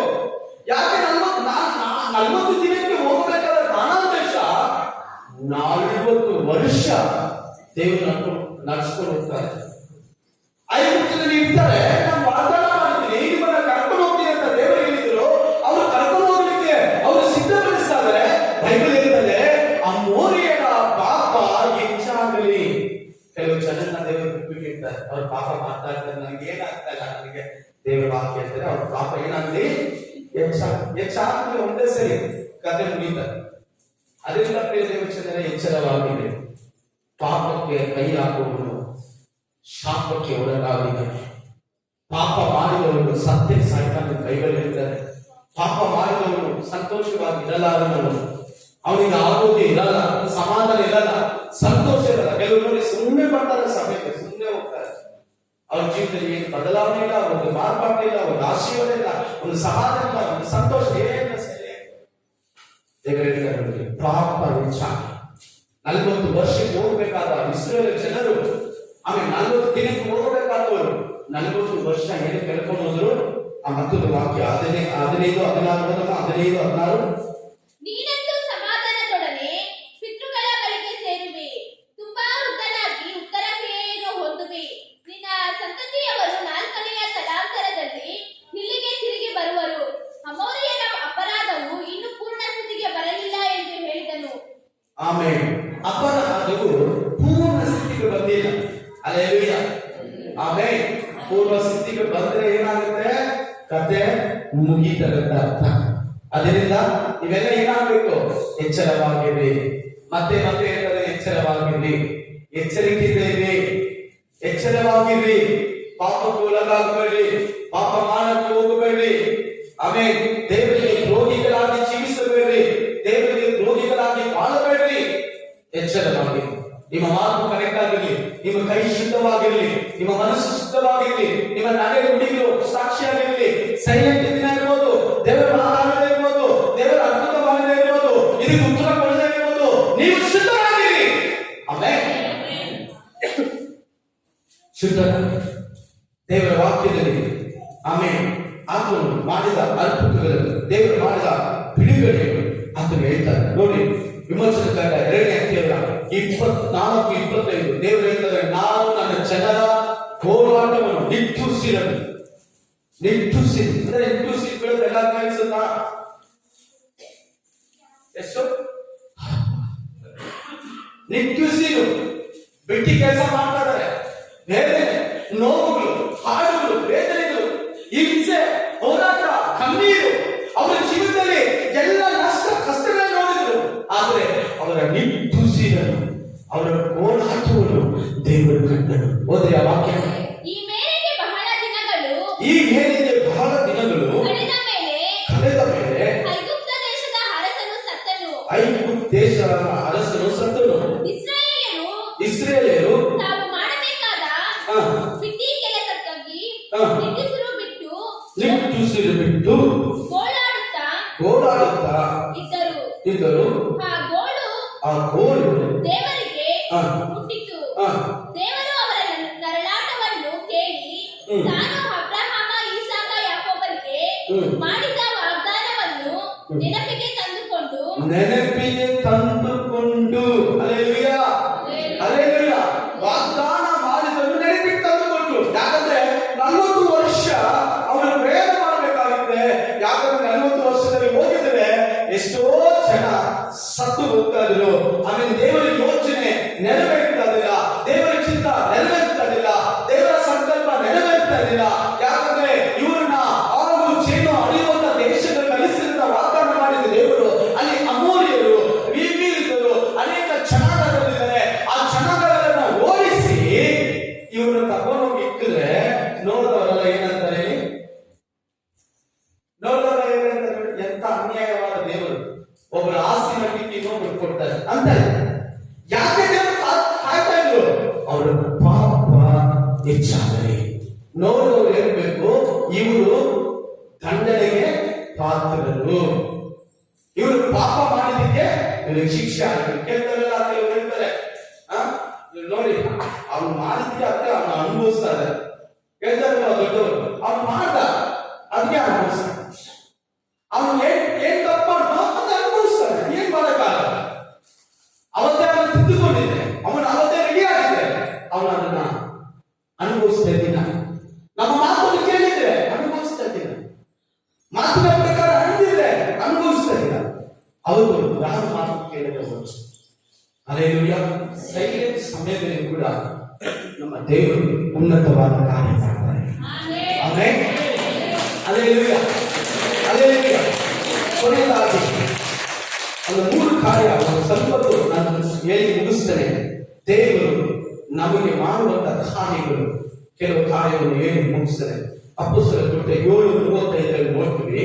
ಒಬ್ಬ ರಕ್ಷಕನನ್ನು ನಾವು ಏರ್ಪಡಿಸ್ತೇವೆ. ಒಂದು ಯಾರಾದರೂ ಅವರು ಯಾವ ಮೋಶೆಯನ್ನು ಆ, ನಿನ್ನನ್ನು ಅಧಿಕಾರಿಯನ್ನಾಗಿಯೂ ಆ. ನ್ಯಾಯಾಧಿಪತಿಯನ್ನಾಗಿಯೂ ಆ. ಇಟ್ಟವರು ಯಾರೆಂದು ಹೇಳಿ ಬೇಡವೆಂದರೋ ಅವನನ್ನೇ ದೇವರು ಪೊದೆಯಲ್ಲಿ ಕಾಣಿಸಿಕೊಂಡ ಆ, ದೂತನ ಕೈಯಿಂದ ಅಧಿಕಾರಿಯನ್ನಾಗಿಯೂ ಬಿಡುಗಡೆ ಮಾಡುವವನಾಗಿಯೂ ನೇಮಿಸಿದನು. ಸಾಕು ನೋಡಿ, ದೇವರು ಇಲ್ಲಿ ವಾಕ್ಯ ಹೇಳ್ತಾರೆ, ಯಾವ ಮೋಶೆ ನಮ್ಮ ಮೇಲೆ ಅಧಿಕಾರಿಯಾಗಿ ನೀವು ನಿಲ್ಲಿಸಿದ ಯಾರು? ಹೌದಲ್ವಾ? ನಿಮ್ಮನ್ನು ನಮಗೆ ನಾಯಕನಾಗಿ ನೇಮಿಸಿರೋದು ಯಾರು? ಅವಾಗ ನಮ್ಗೆ ಉತ್ತರ ಇದ್ದಿಲ್ಲ. ಆದ್ರೆ ಪೊದೆಯಲ್ಲಿ ಕಾಣಿಸಿಕೊಂಡು, ಮುಳ್ಳಿನ ಪೊದೆಯಲ್ಲಿ ಕಾಣಿಸಿಕೊಂಡ ದೇವರು ನೋಡಿ, ನೀವು ಕಾಡುಗಳಲ್ಲಿ ಅನೇಕ ವಾಸಗಳಲ್ಲಿ ಹೋಗುವಾಗ ಅಲ್ಲಿ ಬೆಂಕಿ ಹತ್ಕೊಳ್ಳೋದು ನಿಜ. ನೀವು ನೋಡಿರ್ತೀರಾ, ಇಲ್ಲಿ ಪಕ್ಕದಲ್ಲಿ ಆ ಕಡೆ ಈ ಕಡೆ ಬೆಂಕಿ ಹತ್ತುಕೊಂತಾರೆ, ಇಲ್ಲ ಅಂತ ಅಲ್ಲ. ಆದ್ರೆ ಈ ಬೆಂಕಿ ಅಂತ ಬೆಂಕಿ ಅಲ್ಲ, ಈ ಬೆಂಕಿ ಉರಿತಾನೆ ಇದೆ. ಆಮೇಲೆ ಈ ಬೆಂಕಿ ಏನಾಗ್ತದೆ? ಉರಿತಾನೆ ಇದೆ. ಆ ಬೆಂಕಿ ಆರಿ ಹೋಗುತ್ತೆ, ಈ ಬೆಂಕಿ ಉರಿತಾನೆ ಇದೆ. ಇವರು ಏನ್ ಮಾಡ್ದ? ಆ ಬೆಂಕಿ ಬಲಿ ಹೋದಾಗ ದೇವರು ಅದೇ ಮೋಶೆ ಅದೇ ಸ್ಥಳಕ್ಕೆ ಅವರನ್ನ ಬಿಡಿಸುವುದಕ್ಕೆ ದೇವರು ಕಲಿಸಿಕೊಟ್ರು. ಕೈ ಕಟ್ಟಿ ದೇವರಿಗೆ ಸ್ತೋತ್ರ ಮಾಡಿ. ಒಂದು ವೇಳೆ ದೇವರ ದರ್ಶನಕ್ಕೆ ಹೋಗಿ ಮನೆಗೆ ಹೋಗಿ ಆ ಪ್ರಾರ್ಥನೆ ಮಾಡುವಾಗ ಯಾರು ಕಲಿಸಿದ್ದೀರಿ ನಿಮ್ಮನ್ನ? ನೀವು ಹಂಗೆ ಹಿಂಗೆ ಅಂತ ಹೇಳಿಕೊಂಡು, ಆದ್ರೆ ಈ ದಿನದಲ್ಲಿ ಹೇಳ್ತಾರೆ, ಎಲ್ಲಿ ಮನೆ ಬಂದ್ರು ಅಲ್ಲಿ ನೀವು ಉಪಯೋಗಿಸ್ತಾರೆ. ಕೈ ಕಟ್ಟಿ ಜೋರಾಗಿ ನಂಬಬಹುದು ಮಾತ್ರ. ಯಾವ ಜನರು ನಿನ್ನಿಂದ ಆಧಾರ ಇದ್ರು ಅದೇ ಜನರಲ್ಲಿ ನಿನ್ನನ್ನು ತೆಗೆದು ದೇವರು ಉಪಯೋಗಿಸುತ್ತಾರೆ. ಯಾರು ನಮ್ಮ ಮೇಲೆ ಅಧಿಕಾರಿಯಾಗಿ ನಿಲ್ಲಿಸಿದರು? ನಮಗೆ ಯಾಕೆ ನೀವು ಬುದ್ಧಿ ಹೇಳ್ತಾರೆ ಅಂತ ಕೇಳಿದ ಜನರ ಬಳಿಗೆ ದೇವರು ಮತ್ತೆ ಮೋಶನ ಮುಳ್ಳುಗಳ ಪೊದೆಯಲ್ಲಿ ಕಾಣಿಸಿಕೊಂಡು ಆತನು ಕಲಿಸುತ್ತಾನೆ. Amen, hallelujah. ದೇವರ ಕಾರ್ಯಗಳನ್ನು ತಡೆ ಮಾಡಕ್ಕಾಗಲ್ಲ. ಒಂದು ಕಾರ್ಯ ನಿಶ್ಶಬ್ದ, ಎರಡನೇ ಕಾರ್ಯ ನಿಶ್ಶಬ್ದದಲ್ಲೂ ಕೂಡ ಒಳ್ಳೆಯ ಕಾರ್ಯಗಳು ದೇವರು ಮಾಡ್ತಾರೆ. ಮೂರನೇದಾಗಿ ಯಾರು ತಡೆ ಮಾಡಬಾರದು. ಟೈಮ್ ಇಲ್ಲ, ನಾನು ಬೇಗ ಮುಗಿಸ್ತಾ ಇದ್ದೇನೆ. ನಾಲ್ಕನೇ ಕಾರ್ಯ ಹೋದ್ರೆ ಯಾರಾದ್ರೂ ಒಬ್ಬರು ಆಮೇಲೆ ಅಪೊಸ್ತಲರ ಕೃತ್ಯದಲ್ಲಿ 7ನೇ ಅಧ್ಯಾಯ 30ರಿಂದ 34 ನಾವು ಓದುವುದಾದ್ರೆ ಯಾರಾದ್ರೂ ಈ ವಾಕ್ಯವನ್ನು ಓದಿದ್ರು. 40 ವರ್ಷ ತುಂಬಿದ ಮೇಲೆ ಆ. ದೇವದೂತನು ಸಿನಾಯಿ ಬೆಟ್ಟದ ಹಡವಿಯಲ್ಲಿ ಮುಳ್ಳಿನ ಪೊದೆಯೊಳಗೆ ಉರಿಯುವ ಬೆಂಕಿಯಲ್ಲಿ ಅವನಿಗೆ ಕಾಣಿಸಿಕೊಂಡನು.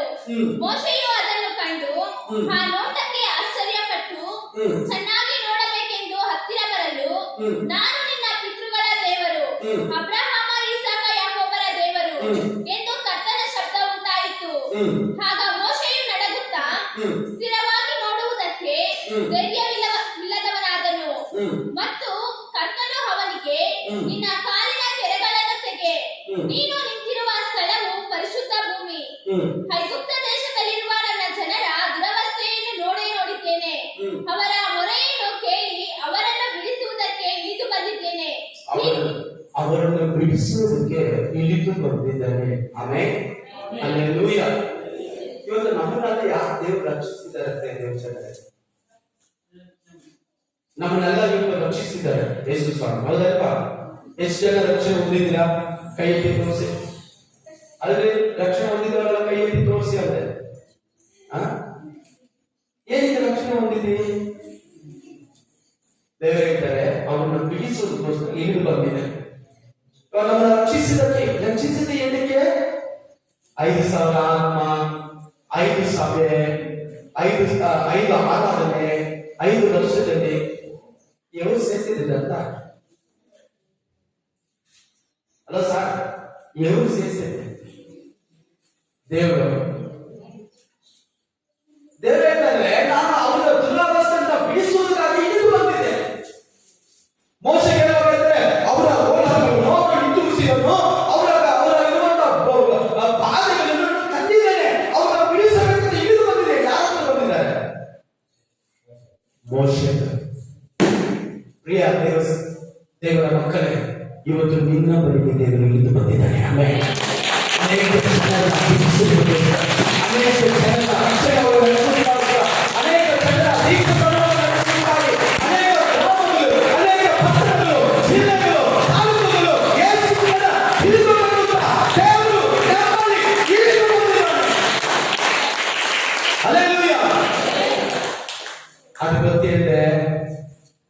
ಹಿಂಗ್ ಬಿಟ್ಟ, ಅವ್ನು ಹಿಂಗ್ ಮಾಡ್ಬಿಟ್ಟ, ಇವಳು ಹಿಂಗ್ ಮಾಡ್ಬಿಟ್ಲು, ಅವ್ನು ಹಂಗ್ ಮಾಡ್ಬಿಟ್ಟು, ಇದೆಲ್ಲ ಬಿಟ್ಬಿಡಿ. ಚಿಕ್ಕ ಮಕ್ಕಳು ಮಾತುಗಳು, ಅವ್ರಿಗೆ ಚಿಕ್ಕ ಮಕ್ಕಳು ಶಾರ್ಟ್ ಯಾವಾಗ ಹಂಗೆ ಅವ್ನು ಹಂಗ್ ಮಾಡ, ಇವ್ನು ಹಿಂಗ್ ಮಾಡು, ಹಂಗೆ ಕೆಲವು ವಿಶ್ವಾಸಿ ಇನ್ನ ಮಕ್ಕಳ ತರ ಇರ್ತಾರೆ.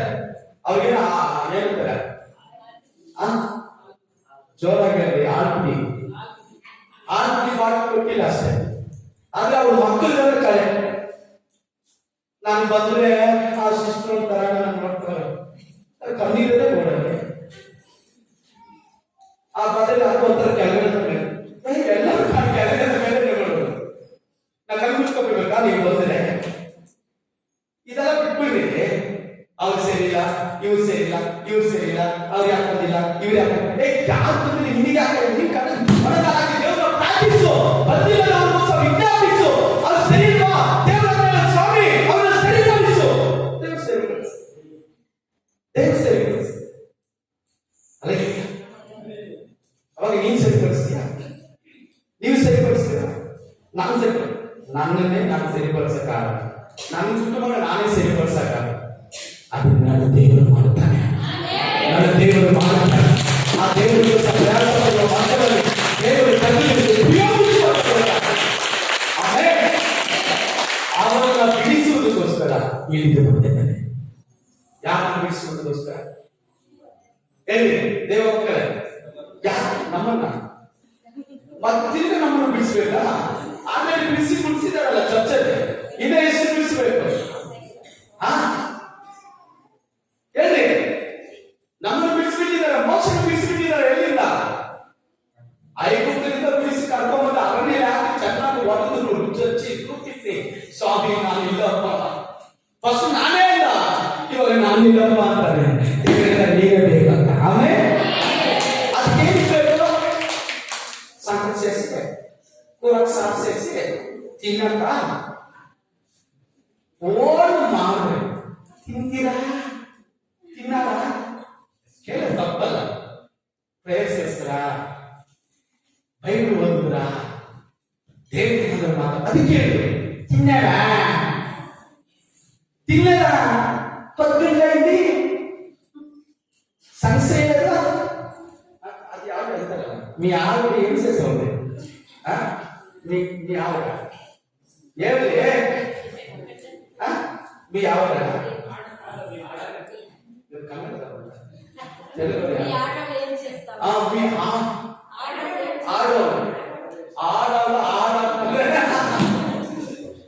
ದೇವ್ರು ಏನಿಗೆ ನಮ್ಮ ಹತ್ರ ಬಂದಿದ್ದಾರೆ ಕಾಣ್ಬೇಕಿರಕ್ಕ. ದಸಮ ನಾನು ಚರ್ಚ್ ಕಟ್ಟೆ ದುಡ್ಡಿಲ್ಲ, ದೇವ್ರು ಕೇಳ್ತಾ ಇಲ್ಲ, ದೇವ್ರು ಬಂದು ಚರ್ಚ್ ಕಟ್ಟೆ ದುಡ್ಡು ಕೊಡಮ್ಮ,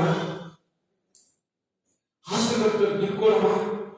ಹಲೋ, ದುಡ್ಡೆಲ್ಲ ಕೇಳ್ತಾರೆ ದೇವ್ರು ನಮ್ಮ ಹತ್ರ ದೇವರು ಮತ್ತೊಂದು ಕೇಳ್ತಾರಲ್ಲ. ನೀನು ಸೇರಿ ಒಪ್ಪಿಸಿಕೊಂಡು ಅನೇಕ ಜನರ ಬಿಡಿಸುವುದಕ್ಕೋಸ್ಕರ ನಾನು ನಿನ್ನನ್ನು ಬಿಡಿಸೋಕೆ ಬಂದಿದ್ದೇನೆ. ಕೈ ಕಟ್ಟಿ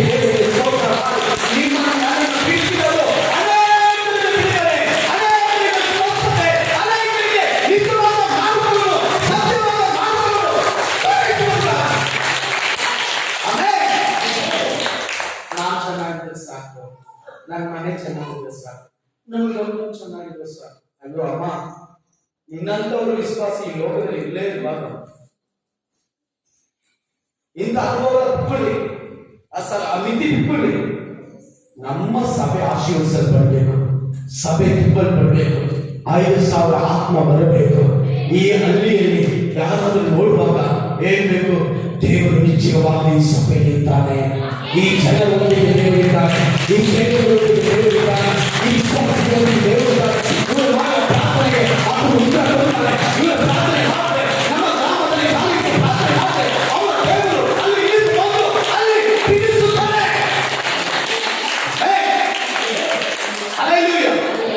ಅದಕ್ಕೋಸ್ಕರನೇ ನಿಮ್ಮನ್ನು ನನ್ನನ್ನು ದೇವರು ಬಿಡಿಸಿರೋದು, ಅದಕ್ಕೋಸ್ಕರ ನಮ್ಮನ್ನ ಆಶೀರ್ವದಿಸಿರೋದು, ಅದಕ್ಕೋಸ್ಕರ ಕೆಲಸ ಕೊಟ್ಟಿರೋದು, ಅದಕ್ಕೋಸ್ಕರ ಹಣ ಕೊಟ್ಟಿರೋದು, ಅದಕ್ಕೋಸ್ಕರ ಮನೆ ಕೊಟ್ಟಿರೋದು, ಅದಕ್ಕೋಸ್ಕರ ಜಮೀನು ಕೊಟ್ಟಿರೋದು, ಅದಕ್ಕೋಸ್ಕರ ಎಲ್ಲ ಕೊಟ್ಟಿರೋದು. ಒಂದೇ ಉದ್ದೇಶ, ಇವರು ನನ್ನ ಸೇವೆ ಮಾಡಬೇಕು. ನೀವು ತಿಂಗಳು ಏನು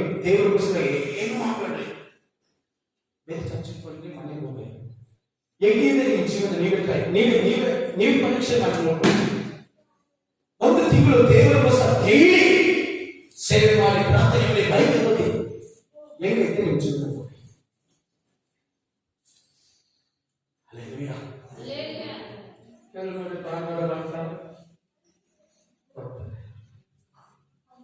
ಈ ಸರ್ವಿಸ್ ಸ್ಟೇಷನ್ ನೋಡಿದ್ದೀರಾ? ಸರ್ವಿಸ್ ಸ್ಟೇಷನ್ ಗಾಡಿ ತುಳಿತಾರ, ಕ್ಲೀನ್ ಮಾಡಿ ಈ ಗಾಡಿ ಎಲ್ಲ ಚೆನ್ನಾಗಿ ತಿರ್ಕೊಂಡು ಬರ್ತಾರೆ. ಊರೆಲ್ಲ ತಿರ್ಕೊಂಡು ಆ ಟೈಮ್ ಬಂದಾಗ, ಸರ್ವಿಸ್ ಟೈಮ್ ಬಂದಾಗ ಬಂದಿರ್ತಾರೆ. ಅವಾಗ ಏನ್ ಮಾಡ್ತಾನೆ ಅಲ್ಲಿ ಯಾಕಂದ್ರೆ ಎಲ್ಲ ನೀರು ಬಂದ್ಬಿಟ್ಟು ಎಲ್ಲ ತೊಳ್ಕೊಂಡು ಎಲ್ಲ ಬಸ್ಬಿಟ್ಟು ತಿರ್ಗಾ ಪ್ಯಾಕ್ ಮಾಡ್ಬಿಟ್ಟು ತಿರ್ಗಾ ಹೋಗ್ತಾರೆ. ಕೆಲವರು ಬರದೆ ಸರ್ವಿಸ್ ಸ್ಟೇಷನ್ ಬರೋದು, ಪಾಸ್ಟರ್ ಈ ವಾರ ತುಂಬಾ ದೂರ ಕುತ್ಕೊಂಡ್ಬಿಟ್ಟಿದೆ, ನಮ್ಮನ್ನು ಸ್ವಲ್ಪ ತೊಳಿ ಪಾತ್ರೆಗೆ ನಮ್ಮ ತೊಳಿ ಸ್ವಲ್ಪ ಚೆನ್ನಾಗಿ ಹಾಕಿದ್ವಿ, ದೇವರ ರಕ್ತ ಸ್ವಲ್ಪ ಹಾಕಿ ತೊಳೆದ ಮೇಲೆ ತಿರ್ಗಾ ಅದೇ ಕೆಸರಲ್ಲಿ ಓಡಾಡ ತಿರ್ಗಾ ಬಾರ ಚೆನ್ನಾಗಿ ಅಭಿಷೇಕ ನಡೆಸಿ ಸ್ವಲ್ಪ ಕೈ ತಟ್ಟಕ್ಕೆ ನಾನು ನಿಮಗೆ ಅಭಿಷೇಕ ಬರ್ತಾರ ಮಾಡಿ ಭಾಷ ಯಾಕೋ ನಾವು ಕೈ ತಟ್ಟಾರೆ ನಮ್ಗೆ ಎಷ್ಟು ಬೇದನೆ ಬೇಜಾರಾಗುತ್ತೆ ಅಂದ್ರೆ ಕೆಲವರು ನೋಡುವಾಗ. ಅದೇ ಸರ್ವಿಸ್ ಸ್ಟೇಷನ್ ಅನ್ಕೊಂಡಿದ್ದೀರ, ನಮ್ಮ ಅಪ್ಪ ಸ್ಥಳ ಇದು, ನಮ್ಮ ಅಪ್ಪ ಮನೆ, ಅದೇ ಅಪ್ಪ ಇದಕ್ಕೋಸ್ಕರ ರಕ್ತ ಸುರಿಸಿ ಸ್ವರಕ್ತವನ್ನು ಕೊಟ್ಟು ಸಂಪಾದಿಸಿದ ಸಭೆ. ಆಮೇಲೆ ಅಲ್ಲೇಲೂಯಾ. ಈ ಒಳ್ಳೆಗಾಲ ಅನ್ಕೋಬೇಡಿ. ಸತ್ಯವಾದ ದೇವರು, ನಿಜವಾದ ದೇವರು, ಜೀವವುಳ್ಳ ದೇವರು. ಆ ಜೀವವುಳ್ಳ ದೇವರಿಗೋಸ್ಕರ ಏನಾದರೂ ಮಾಡಿ. ಕೆಲವರು ಹೇಳಿ, ಯೇಸು ಸ್ವಾಮಿ ಹೇಳಿ, ನಾನು ಈ ತರ ಇದ್ರೆ ದೇವರು ನನ್ನ ರಕ್ಷಿಸಿದ್ರು, ಅನಾರೋಗ್ಯದಲ್ಲಿದ್ರ ದೇವರು ಬಿಡುಗಡೆ ಕೊಟ್ಟ. ಅನೇಕರಿಗೆ ಹೇಳಿ, ಸಾಲದಲ್ಲಿದ್ರ ದೇವರು ಆಶೀರ್ವದಿಸಿದರ. ಅನೇಕರಿಗೆ ಹೇಳಿ, ನಿಮ್ಮ ಕುಟುಂಬ ಎಂತ ಸ್ಥಿತಿಯಲ್ಲಿತ್ತು, ಇವಾಗ ಚೆನ್ನಾಗಿದ್ರ. ಅನೇಕರಿಗೆ ಹೇಳಿ, ಬಿಡಬಾರದು, ಆ ಸೇವೆ ಬಿಡಬಾರದು. ನಾವು ಸಾಯವರೆಗೂ ಆ ಸುವಾರ್ತೆ ಸೇವೆನ ನಾವು ಬಿಡಬಾರದು. ಚೆನ್ನಾಗಿ ಅರ್ಥ ಮಾಡ್ಕೊಳ್ಳಿ. ಈ ಸೇವೆ ಸುವಾರ್ತೆ ಸಾಲಗೋಸ್ಕರನೇ, 10 ಮಕ್ಕಳ ಆದಾಯ ಮಾಡುವುದಕ್ಕೋಸ್ಕರ, ಅನೇಕ ಗ್ರಾಮಗಳನ್ನು ಯೇಸುಗೋಸ್ಕರ ತಿಳಿಸುವುದಕ್ಕೋಸ್ಕರ ಇರೋದು. ಒಂದು ಕುಟುಂಬಕ್ಕಾಗಿ ಇಲ್ಲ, ಒಂದು ಕುಟುಂಬಕ್ಕಾಗಿ, ಇವರ ಕುಟುಂಬಕ್ಕಾಗಿ ನಾವು ಬರ್ತಿಲ್ಲ.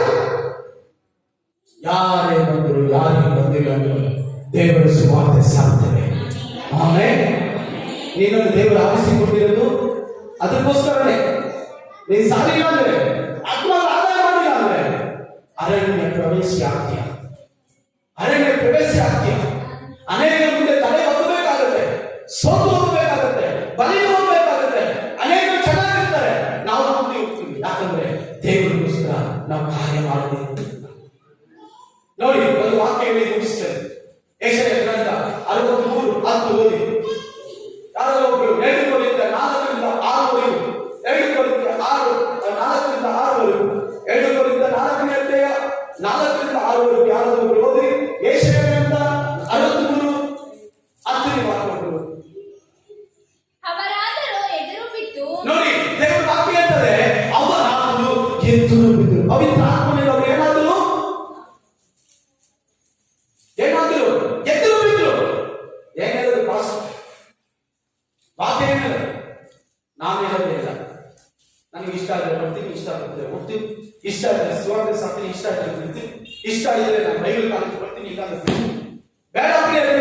ದೇವರ ಮುಂದೆ ಆಟ ಆಡ್ಬೇಕು, ಮನುಷ್ಯರ ಮುಂದೆ ಆಟ ಆಡಿ, ದೇವರ ಮುಂದೆ ಆಟ ಆಡೋದು ಬರಬೇಡಿ.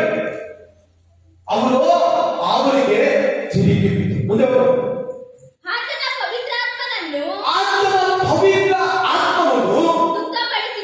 ದುಃಖಪಡಿಸಿದರು. ಆದ್ದರಿಂದ ಆತನು ಮಾರ್ಪಟ್ಟು ಅವರಿಗೆ ಶತ್ರುವಾಗಿ ತಾನೇ ಅವರೊಡನೆ ಹೋರಾಡಿದನು.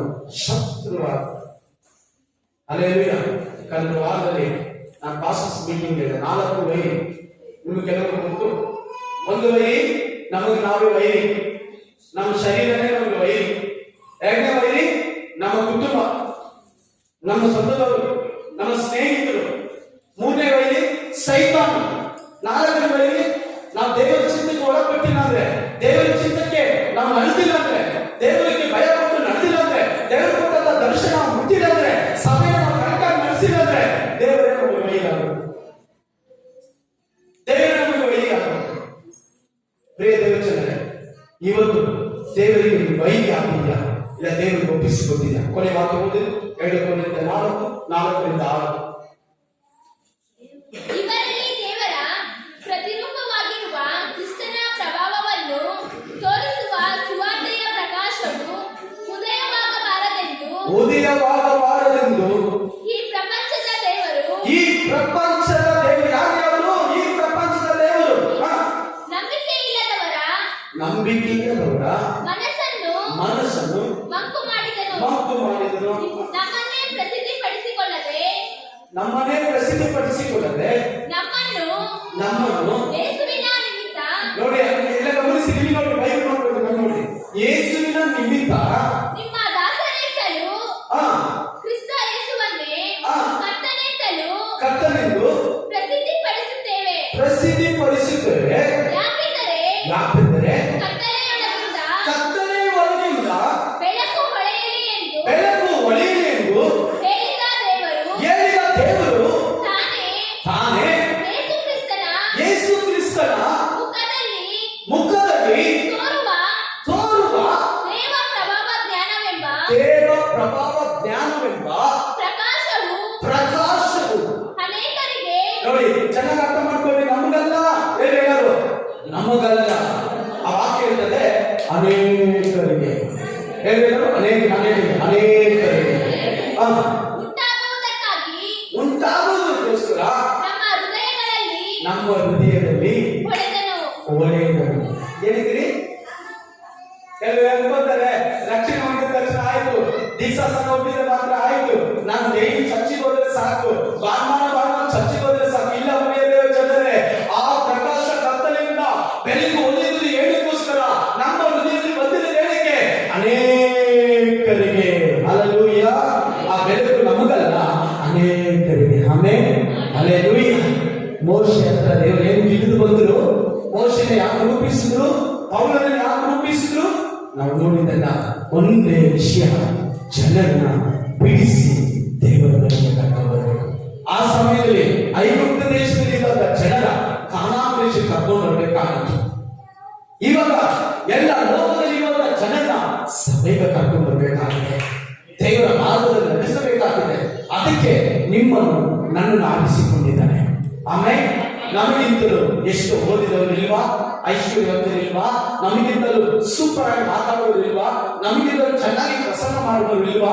ಆದರೂ ಕೂಡ ಅಲ್ಪನಾದ ನಮ್ಮನು, ಕನಿಷ್ಠನಾದ ನಮಗೂ ಎಜುಕೇಶನ್ ಸರಿಯಾಗಿಲ್ಲ, ಮಾತಾಡಬಲ್ಲನಲ್ಲ, ಮೋಶೆ ಹೇಳಿದಾಗೆ ಮಾತಾಡಬಲ್ಲನ ಅಲ್ಲ ಸ್ವಾಮಿ. ಹಲ್ಲೆಲೂಯಾ.